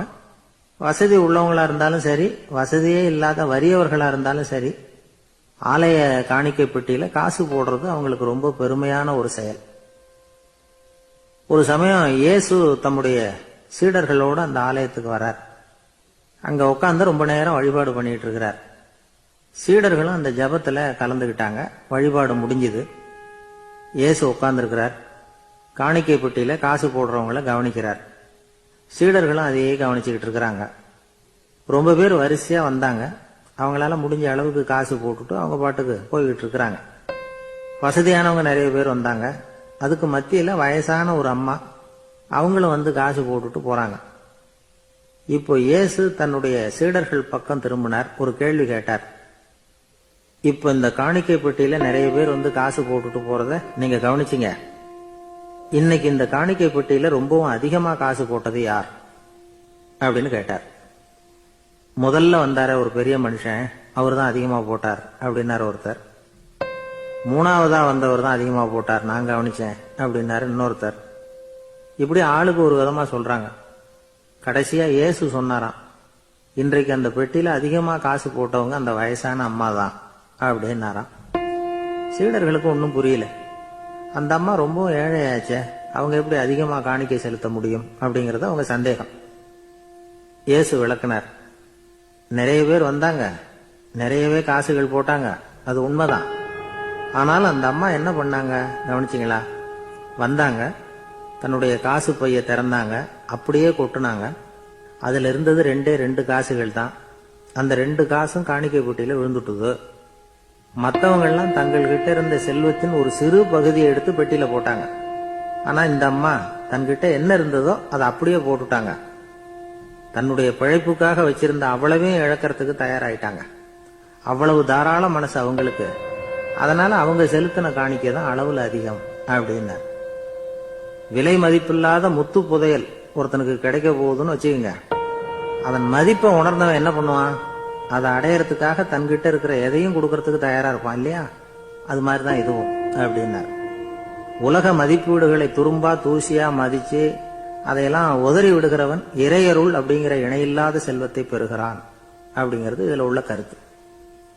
இறைவனுக்காக இழப்பதுன்னா துன்பப்படுகிறவர்களுக்காக, ஏழைகளுக்காக, ஏதுமற்றவர்களுக்காக இழப்பது அப்படின்னு அர்த்தம். உங்கள் அயலானுக்கு நீங்கள் என்ன உதவி செய்தாலும் அதை எனக்கே செய்கிறீர்கள் அப்படின்னு இயேசு சொல்லி இருக்கிறார். அடுத்தவங்களுக்கு உதவணுங்கிற குணம் இன்னைக்கு ரொம்ப குறைஞ்சு போச்சு. ஒருத்தன் வாழைப்பழத்தோல் வழுக்கி கீழே விழுந்துட்டான். பக்கத்துல இருந்த நண்பன் உடனே இவனை தூக்கிக்கிட்டு போய் ஆஸ்பத்திரியில சேர்த்துட்டான். அதுக்கப்புறம் சொன்னான், நீ அந்த வாழைப்பழத்தோல்ல